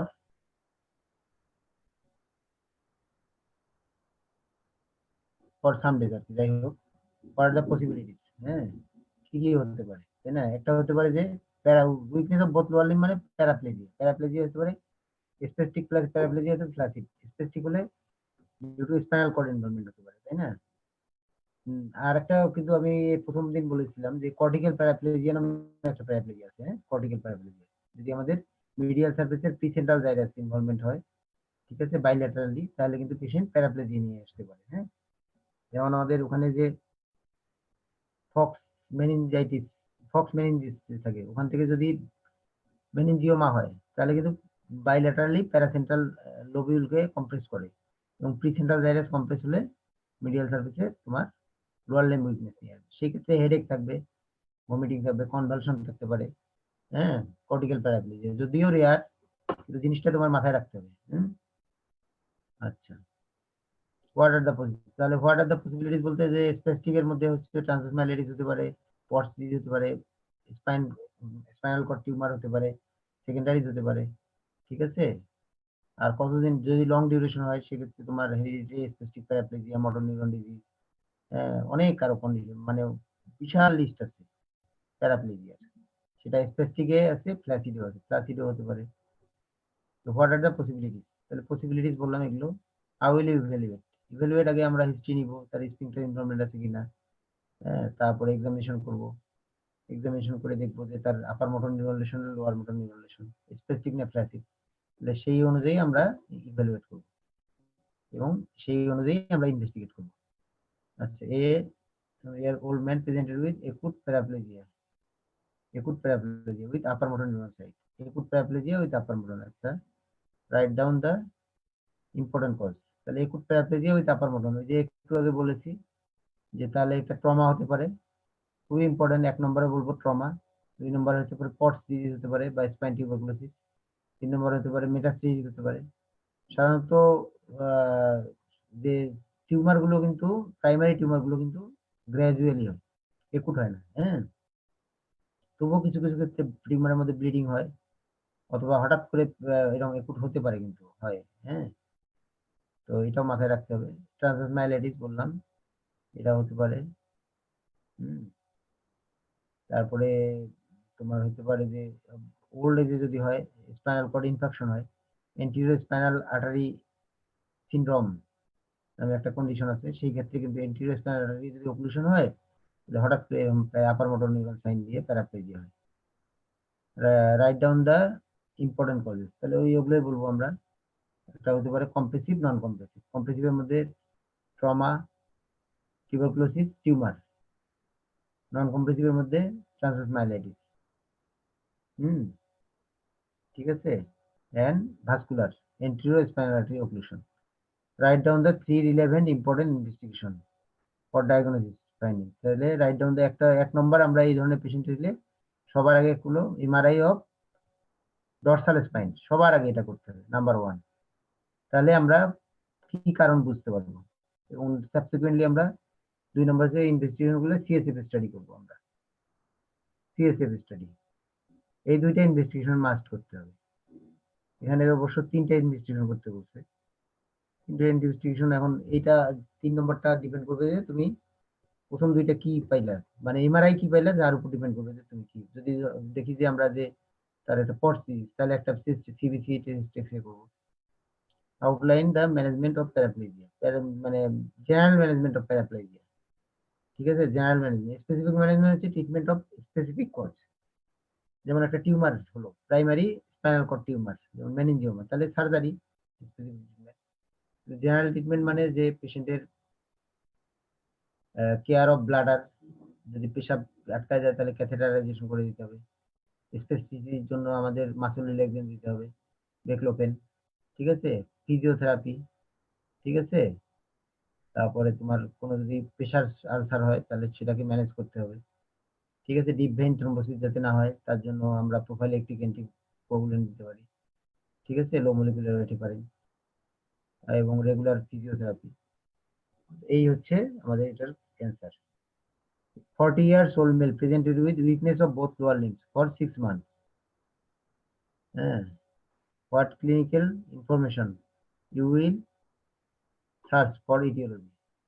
How will you differentiate whether it is flaccid and specific? অবশ্যই, তাহলে আমাদের এটা যেমন peripheral neuropathy হতে পারে, chronic neuropathy, CIDP, এরকম কিন্তু নিয়ে আসতে পারে, অথবা মোটর নিউরন ডিজিজ, ঠিক আছে। তাহলে আমাদের আগে দেখতে হবে কোনো পেশেন্টের প্যারাপ্লেজি নিয়ে আসলে আমরা প্রথমে হিস্ট্রি নেই যে তার কিভাবে হলো, তাই না? প্যারাপ্লেজিয়াটা প্রথমে বলি যে তার প্যারাপ্লেজিয়াটা হলো যে এটা কি গ্র্যাজুয়ালি 6 মাস যেহেতু গ্র্যাজুয়ালি, এবং এটা গ্র্যাজুয়াল অনসেট, তারপরে এটা স্লোলি প্রোগ্রেসিভ করছে, তাই না? প্রোগ্রেসিভ করার পরে এখন কি পেশেন্ট বেড বাউন্ড হয়ে গেছে কিনা। আচ্ছা, তারপরে প্যারাপ্লেজিয়া পেশেন্টের আমরা আরেকটা হিস্ট্রি নেব যে তার নামনেস, টিংলিং, প্যারাস্থেসিয়া আছে কিনা, মানে দ্যাট মিনস সেন্সরি সিম্পটম আছে কিনা। কারণ মায়োপ্যাথিতে তো প্যারাপ্লেজিয়া হয়, তাই না? অথবা তোমার আদার মায়োপ্যাথিতেও কিন্তু প্যারাপ্লেজিয়া হতে পারে। সো আমাদের সেন্সরি সিম্পটম আছে কিনা, আবার পিওর মোটর নিউরোপ্যাথিও আছে, ঠিক আছে? তাহলে আমাদের সেন্সরি সিম্পটম নামনেস, টিংলিং, প্যারাস্থেসিয়া আছে কিনা এটা নিতে হবে, ঠিক আছে? তারপরে মাসল ওয়াস্টিং, মাসল যে উইকনেস আছে ওই উইকনেসের সাথে ওয়াস্টিং আছে কিনা, ঠিক আছে? যদি উইকনেস ওয়াস্টিং থাকে সেটা কি প্রক্সিমাল আছে বেশি না ডিস্টাল। যদি proximal weakness more than the distal and proximal wasting more than distal, তাহলে লাইকলি এটা মায়োপ্যাথি। যদি distal weakness more than the proximal অথবা distal wasting more than the proximal, likely neuropathy. আচ্ছা, তারপরে আমরা জিজ্ঞেস করবো যে তার বাউল ব্লাডার ইনভলভমেন্ট আছে কিনা। বাউল ব্লাডার যদি ইনভলভমেন্ট থাকে তাহলে আমরা বুঝবো যে এটা neuropathy is unlikely, likely this is myelopathy, spinal cord involvement আছে, ঠিক আছে? তারপরে আমরা নেক্সট চিনিব যে তার ব্যাক পেইন আছে কিনা, তার পিঠে ব্যথা আছে কিনা, ঠিক আছে? পিঠে স্পাইনে ব্যথা যদি থাকে, পিঠে ব্যথা থাকলে লাইকলি আমরা মনে করবো যে এটা তোমার পটস ডিজিজ হতে পারে, তাই না? তাহলে এই হিস্ট্রিগুলো এইভাবে ইভালুয়েট করতে হবে। তারপরে তার আমরা বাউল ব্লাডার হিস্ট্রি তো নিলাই, বাউল ব্লাডার এনভায়রনমেন্ট থাকলে হবে। তারপর তার ফিভার আছে কিনা, ওয়েট লস আছে কিনা, এগুলো আমরা নিব। নাইট সুইট আছে কিনা, ঠিক আছে? এই তারপর history of trauma to the back, এটাও কিন্তু নিতে হবে। যে কোনো প্যারাপ্লেজিয়া বা কোয়াড্রিপ্লেজিয়া পেশেন্টের history of trauma to the back এটা অবশ্যই নিতে হবে, বা নেক। যদি কোয়াড্রিপ্লেজিয়া হয় বা কোয়াড্রিপ্লেজিস হয় তাহলে আমরা ট্রমা টু দ্য নেক, আর প্যারাপ্লেজিয়া হলে ট্রমা টু দ্য ব্যাক, এইটা আমরা হিস্ট্রি নিই। আচ্ছা, how will you differentiate what is it flaccid or specific, তাহলে আমরা বাই এক্সামিনেশন করে আমরা ইয়ে করবো। যদি বাল্ক অফ দ্য মাসল যদি নর্মাল থাকে তাহলে বুঝতে পারবো যে এটা স্পেসিফিক হবে, আপার মোটর নিউরোলেশন। হ্যাঁ, যদি bulk of the muscle reduce করে তাহলে মনে করবো এটা ফ্ল্যাসিড বা লোয়ার মোটর নিউরোলেশন হতে পারে, ঠিক আছে? তারপরে টোন যদি বেশি হয় তাহলে স্পেসিফিক, আর যদি টোন কম হয় তাহলে ফ্ল্যাসিড। তারপর পাওয়ার কিন্তু দুটাতেই কমে যাবে, তাই না? উইক প্যারাপ্লেজিয়া মানে টু উইকনেস, দুটাতেই পাওয়ার কমবে। তারপর যদি আমরা জার্ক দেখি, জার্ক দেখলে আমরা knee jerk and ankle jerk exaggerated হবে in case of spastic paraplegia. আর ফ্ল্যাসিড প্যারাপ্লেসিসে জার্ক গুলো আইদার ডিমিনিশড হবে অথবা অ্যাবসেন্ট হবে, ডিমিনিশড অর অ্যাবসেন্ট হবে। তারপর আমরা যদি প্ল্যান্টার দেখি, in case of spastic paraplegia plantar extensor হবে, bilateral extensor, but flaccid paraplegia plantar absent অথবা ফ্লেক্সর হবে, ঠিক আছে? তারপর আমরা ক্লোনাস যদি দেখি তাহলে in case of spastic paraplegia আমরা ক্লোনাস পেতে পারি, হ্যাঁ, patellar clonus and ankle clonus. But in case of তোমার ইয়েতে আমরা ফ্ল্যাসিড প্যারাপ্লেজিয়া ক্লোনাস পাবো না, ঠিক আছে? তাহলে এইগুলো মাথায় রাখতে হবে। 40 years 45 years old young lady presented with weakness of both lower limbs, what are the differential, ওই প্যারাপ্লেজিয়ার যে ডিফারেন্সিয়াল গুলো আছে এগুলো, how will you arrive to at a diagnosis and treat her, আমরা যেভাবে অ্যাপ্রোচ বললাম সেটা অ্যাপ্রোচ, আমরা প্যারাপ্লেজিয়া অ্যাপ্রোচটা যেভাবে বলছি সেভাবে ইয়ে করবো। 35 years old female presented with paraplegia, mention the clinical information, এটা বললাম অ্যাপ্রোচটা আর কি মনে রাখতে হবে। হ্যাঁ, a young woman of 16 years develop paraplegia, how will you differentiate what is your differential diagnosis, differential বললাম যে একটা স্পেসিফিক যদি হয় সেগুলো এক ধরনের ডিফারেন্সিয়াল, ক্লাসিক্যাল এক ধরনের। what investigation you will suggest, investigation তোমাদের গাইড, মানে history and clinical examination guide you what are the investigation you will do. তুমি যদি স্পেসিফিক প্যারাপ্লেজিয়া পাও তাহলে তোমাকে একটা অবশ্যই স্পাইনের ইমেজিং করতে হবে, সেটা হচ্ছে এমআরআই অফ ডরসাল স্পাইন। হ্যাঁ, আর যদি ফ্ল্যাসিড হয় সেক্ষেত্রে কিন্তু এমআরআই না, সেক্ষেত্রে আমরা আমরা অন্য ইয়ে করবো, যেমন আমরা সিএসএফ স্টাডি করতে পারি, ঠিক আছে? তারপরে আমরা এনসিএস করবো, ইএমজি করবো, ঠিক আছে? হ্যাঁ, লাস্টে এটা কি হোয়াট ইন এটা গেল। How will you determine the site of lesion of the spinal cord compression? Spinal cord কম্প্রেশনের সাইট অফ লেশন। খুব ভেরি গুড। এটা কিন্তু ওই সেন্সরি লেভেল দেখে করতে হবে। তাহলে আমি যদি সেন্সরি লেভেল দেখি, সাপোজ ধরো আমাদের সেন্সরি লেভেল আছে D10, D10 এ যদি তাহলে D10 segment spinal segment involvement আছে, তাহলে D10 স্পাইনাল সেগমেন্ট যদি ইনভলভমেন্ট থাকে তাহলে আমাদের ভার্টিব্রার বডিটা কোথায় আছে? ভার্টিব্রার বডি তাহলে হবে আমাদের D7 ভার্টিব্রায় থাকবে, তাই না? কর্ডটা D10 স্পাইনাল কর্ড থেকে D7 এ। এটা আমার তোমাদের হিসাবটা মনে আছে কিনা আমি এর আগে বলেছিলাম, ঠিক আছে? ওইভাবে আমরা ইয়ে করবো, মানে স্পাইনাল তুমি সেন্সরি লেভেল দেখে স্পাইনাল কর্ডের সেগমেন্ট বের করবো আমরা, কত সেগমেন্টে আছে এবং এই সেগমেন্টের কত স্পাইন ভার্টিব্রায় আছে সেটাও আমরা বের করতে পারবো, ঠিক আছে? এগুলো কিন্তু খুব ইম্পর্টেন্ট, নিউরোলজির বেসিক এগুলো। হ্যাঁ, এগুলো না জানলে কিন্তু নিউরোলজি জানা খুব কঠিন। হ্যাঁ, তো আমার মনে হয় আজকে অনেক বলা হলো, এরপরে আমরা নেক্সট এখান থেকে বলবো। আসলে অনেক কোশ্চেন, দেখা যাক আর কয়টা ক্লাস লাগে বলতে পারছি না। আমার মনে হয় আর 2টা ক্লাস লাগবে। তো থ্যাংক ইউ।